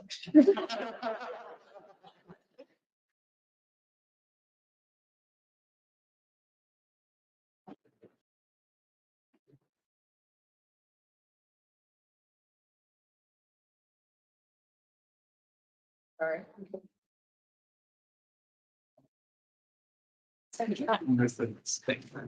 Oh, sorry. Before we go for relaxing and stuff, there's two things I wanted to announce. One is well, we've actually gathered a lot of old Picocon t-shirts over the years, and we've done an inventory of them, and we're actually selling them for £5 each at the front desk. And the second thing is we'd like to do a shout out, which is about to happen right now. So thank you very much for letting me have just 2 minutes. I'm Maciej Matuszewski. I'm one of the heads of program for this year's World Science Fiction Convention, which this year is taking place in Glasgow between the 8th and the 12th of August of this year. So WorldCons come to the UK on average once every decade or so. So if you're interested in coming to a World Science Fiction Convention, and then this covers science fiction, fantasy, gothic horror, kind of everything in this area, then this is a great opportunity. Go to our website, glasgow2024.org, to find all the information. There are some freebies at the front desk, postcards, badges. And if you are interested in being on the convention program, applications for that, applications for that are still open until April the 3rd. So we really pride ourselves on being a fun-run convention, a convention where fans and pros can meet and talk. So it will be great to see all of you there, I hope, and be great to see some of you apply to be on program as well. So thank you for your time. If you have any questions, feel free to catch me later on.